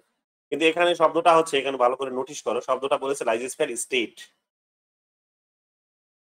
লাইজেস ফেয়ার ইকোনমি বলেনি, স্টেট বলেছে। মুশকিলটা তো এখানেই, মানে প্রশ্নটা তৈরি করেছে বটে কিন্তু ভুল তৈরি করেছে, উল্টে দিয়েছে। এটা স্টেটের জায়গায় ইকোনমি হতো, কারণ লাইজেস ফেয়ার কথার অর্থ হচ্ছে মুক্ত, আর স্টেট কথার অর্থ হচ্ছে রাষ্ট্র। রাষ্ট্রের কমপ্লিট মুক্ত হওয়ার কথাটা তো তারা তো বলে, হ্যাঁ তারা বলে যে স্টেট মুক্ত পাবে, স্টেটকে যেমন স্টেটের হাত বেঁধে রাখা হয়েছিল, সেটা স্টেট সেখান থেকে মুক্তি পাবে। কিন্তু এখানে আবার বলছি ইনকারেক্ট, দুটো স্টেটমেন্টই ইনকারেক্ট বলেছে। এটা প্রশ্নটা ফরমেশন ভুল করেছে ওরা, এটা এখানে ইকোনমি হতো বা মার্কেট হতো, তবে গিয়ে এটা ইনকারেক্ট হতো, ঠিক আছে? কিন্তু যেহেতু এটা স্টেট বলেছে তাই এটা কারেক্ট হবে, যে হ্যাঁ স্টেটের তারা স্বাধীনতা চায়, স্টেটের মুক্তি চায়। স্টেটের হাত বেঁধে রেখেছিল ক্লাসিক্যালরা, এবার তারা বলছে যে না, স্টেটের হাতটা খুলে দিচ্ছি। স্টেট বলাতে এখানে যদি এই লাইজোস্ফিয়ারের সঙ্গে স্টেট শব্দটি যায়, কিন্তু যেহেতু স্টেট বলেছে তাই টেকনিক্যালি আমি দেখতে পাবো যে মানে আইডিওলজিক্যালি এটা ঠিকই মডার্ন স্টেটেরই এটা আইডিয়া, কিন্তু টেকনিক্যালি যেহেতু এটা লাইজোস্ফিয়ারের সঙ্গে স্টেট শব্দটি যায় না, এটা ইকোনমি আইদার নইলে হচ্ছে তোমার মার্কেট শব্দটি যায়, কারণ আমরা বইয়ে তাই পড়ি, তো স্বাভাবিকভাবে এই কারণে এটা ভুল হবে, এই কারণে এটা ভুল করেছে। যাই হোক, কিন্তু প্রশ্নটা গন্ডগোল করেছে ওরা, এটা দেখে নিও, আমি কারেক্ট করে দেবো। তারপরে এখানে কি বলছে, স্টেটমেন্ট 2 বলেছে ইনেবলিং গভর্নমেন্ট ইজ আ কি component of classical liberalism. enabling government is a key component of classical liberalism না, ক্লাসিক্যাল লিবারালিজম গভর্নমেন্টকে ইনেবল করতে চায় না, এটাও ভুল। ক্লাসিক্যাল লিবারালিজম কখনোই যায় না, ক্লাসিক্যাল লিবারালিজম তো সরকারের কমপ্লিটলি তারা বলে যে ডিসেবল হয়ে যাবে, কমপ্লিটলি বলে তারা ডিসেবল হয়ে যায়, দরকার নেই, স্টেট কি হবে, মার্কেটই সব।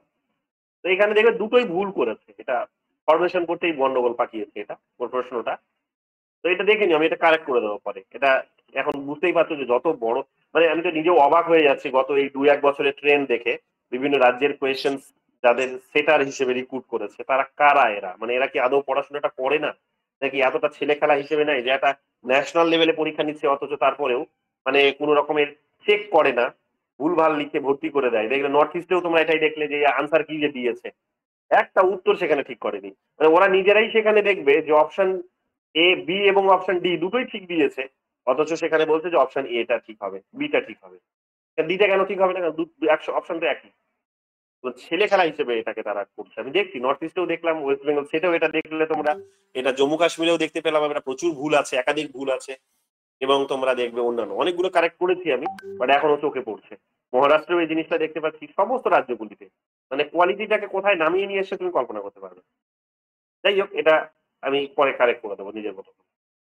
তারপরে দেখো এখানে 22 নম্বর প্রশ্ন, লাস্ট প্রশ্ন কি বলছে, who among the following thinker does not belong to modern liberalism.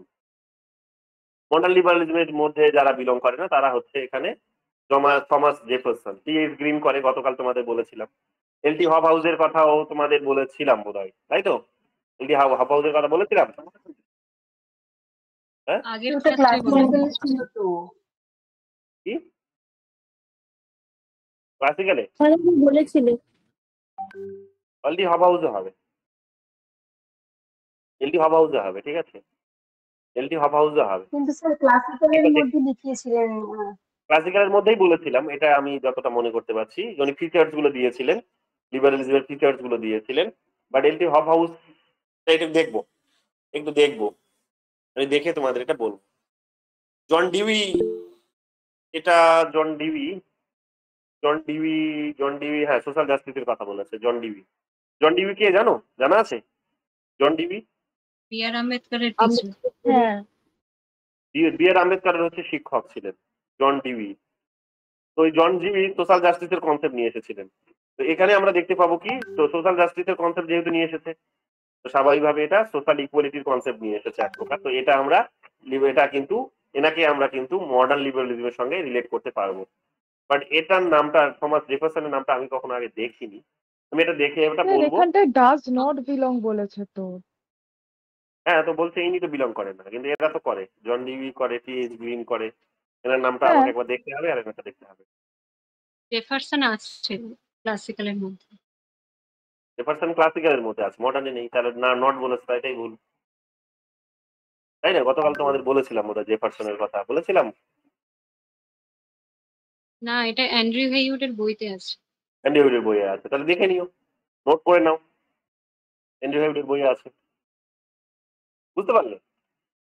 তাহলে এটা গেল আমাদের আজকের আলোচনার বিষয়বস্তু। বলো এবার কারা কথা বুঝতে পারোনি? ইপসিতা হাত তুলেছিল বোধহয়, কি বলছো বলো ইপসিতা? দাদা 21 নম্বরের কোশ্চেনটা একটু কনফিউশন লাগলো আমার। এটা ছেড়ে দাও, এখন কনফিউশন লাগলো ছেড়ে দাও, কারণ এটা কনফিউজই করেছে, কারেক্ট করে দেবো। এরপরে যখন আবার একদিন সলভ করাবো তখন এটা আবার এই 21-22 আবার ধরে শুরু করবো, ঠিক আছে? আরো অর্ধেকটা থাকলো এখনো, ধরে নাও সেগ্রিগেট করতে হবে, করে তোমাদেরকে দেবো, নিজের মতো করো, আবার কোনো একটা দিন ডেকে এটা সলভ করিয়ে দেবো, ঠিক আছে?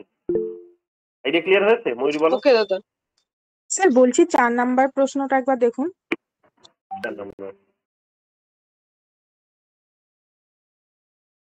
4 নম্বরে কি আছে? In a laissez faire economy government does not interfere in the free functioning of demand and supply forces in the market. ঠিকই তো এটা, না না ঠিক আছে, কিন্তু ওই ডি নাম্বারটাও তো মানে হবে নাকি?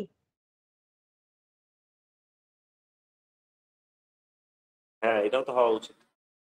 Private sector takes all the decisions for price determination of various commodities produced.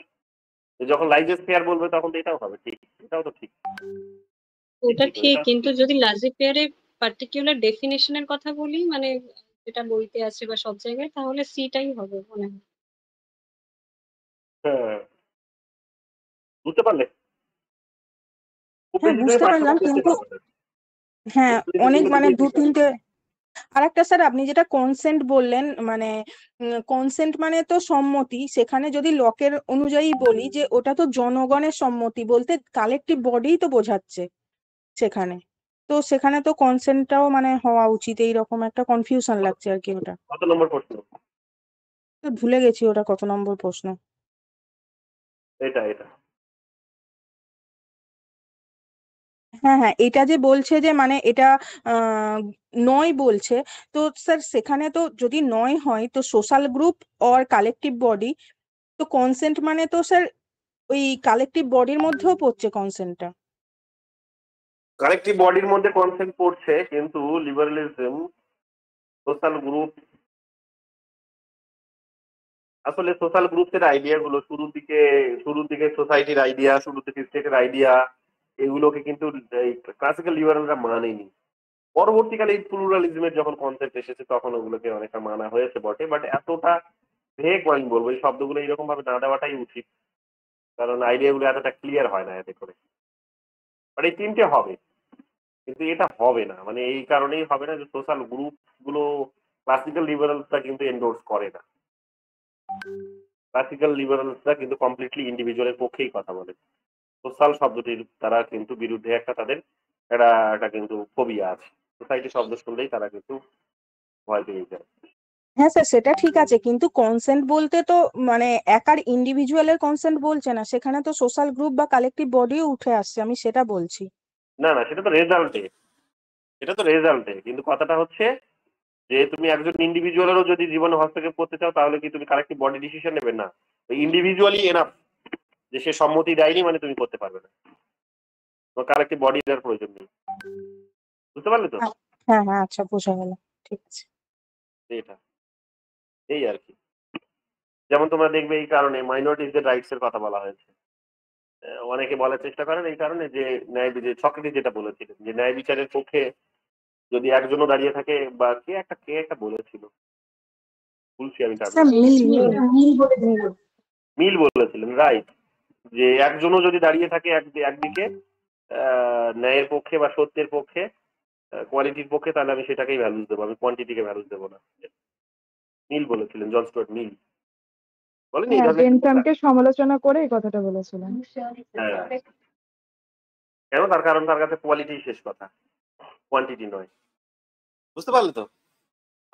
এই কারণে গ্রুপের আইডিয়াটা এই কারণে কিন্তু এই কারণে ইয়ে হয়ে যায়, নস্বাত হয়ে যায়।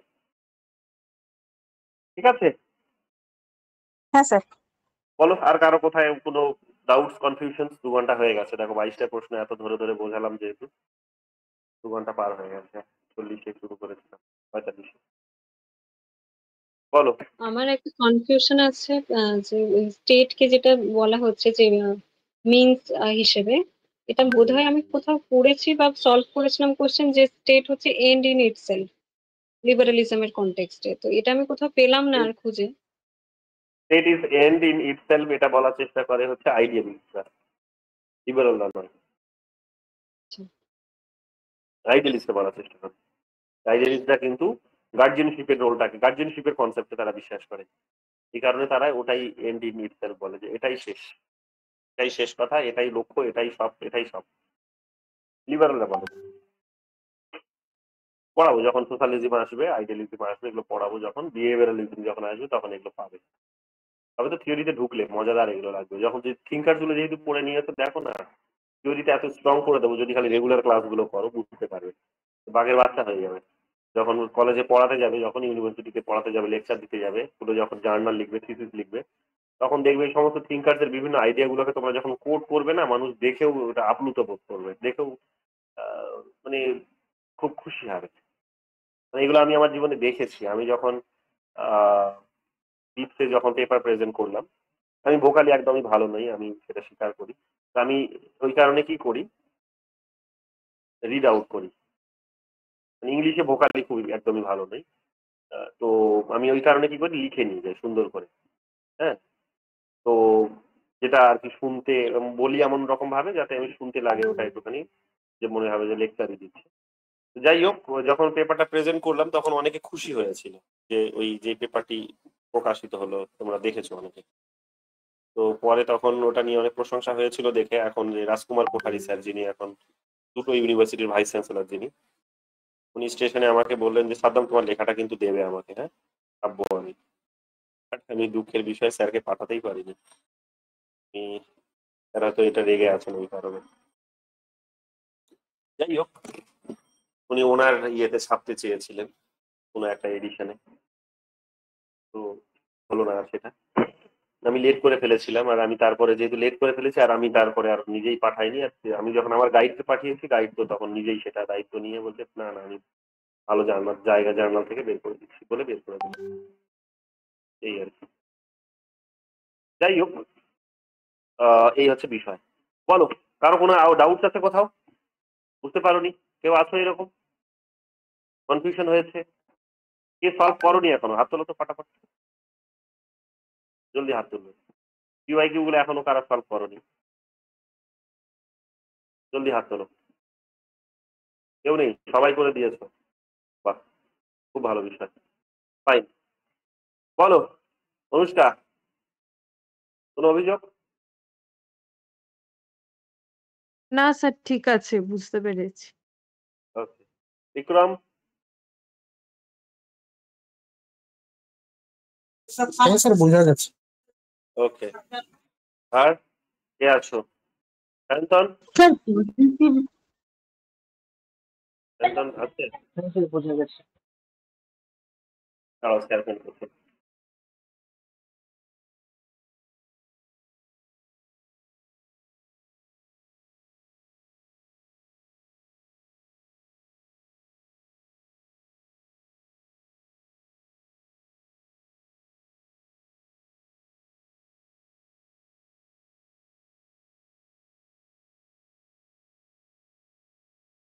হ্যাঁ,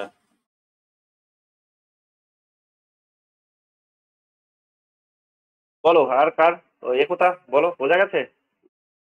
হ্যাঁ দাদা। ওকে। আর ইপসিতা? হ্যাঁ দাদা, ঠিক আছে। আর ময়ূরী ঠিক আছে? হ্যাঁ স্যার, ঠিক আছে। কাপিতা? হ্যাঁ স্যার, বুঝেছি। তেজস্বী ঠিক আছে? স্যার, পজিটিভ লিবারেলিজম বলতে কি বুঝিয়ে দিল টিভি ম্যাকফারসন, এটা একটু বলবেন? বলবো নেক্সট ক্লাসে, আজকে আর বলবো না। স্যার তাড়া দিচ্ছেন। আচ্ছা আচ্ছা, মনে ঠিক করিয়ে আছে। দিও পজিটিভ ইন্ডিভিজুয়ালিজম। বলো সোহিনী পাজা? হ্যাঁ স্যার, বুঝতে পেরেছি। কুতুবুদ্দিন? হ্যাঁ স্যার, বুঝতে পেরেছি। দিলীপ? হ্যাঁ স্যার, বোঝা গেছে। ওকে। দীপিকা দাস ঠিক আছে? হ্যাঁ স্যার, ঠিক আছে। ওকে, চলো আজকে এখানে থাক। বাকি আরো লিবারেলিজমের কিছু কোয়েশ্চেন্স দেবে, যখন পাবে তোমরা, যখন ওরা আপলোড করে দেবে আমি ইনফর্ম করে দেবো তোমাকে, ঠিক আছে? তোমরা নিজের মতো করে নিও, তারপর একটা ডেটে ওটা আবার সেকেন্ড পার্টে আলোচনা করে নেবো, ঠিক আছে? আজকে হতোও না, যাই হোক ভালো হলো, ঠিক আছে? চলো, গুড নাইট। কি পড়াবে? কালকে যে কি পড়াবো, কালকে যে কি পড়াবো, পিটার ড্রাকারটা বাকি ছিল, ওটা শেষ করে দিতে পারলে হতো। পিটার ড্রাকার আর ওই পাবলিক অ্যাডমিনিস্ট্রেশন কনসেপ্ট গুলো কিছু বাকি ছিল। তো দেখি কি পড়ানো যায় কালকে। লিবারালিজমটা তো গেল, শেষ হলো। কনজারভেটিজমটা পড়িয়ে দিই কালকে, কনজারভেটিজমটা পড়িয়ে দিই,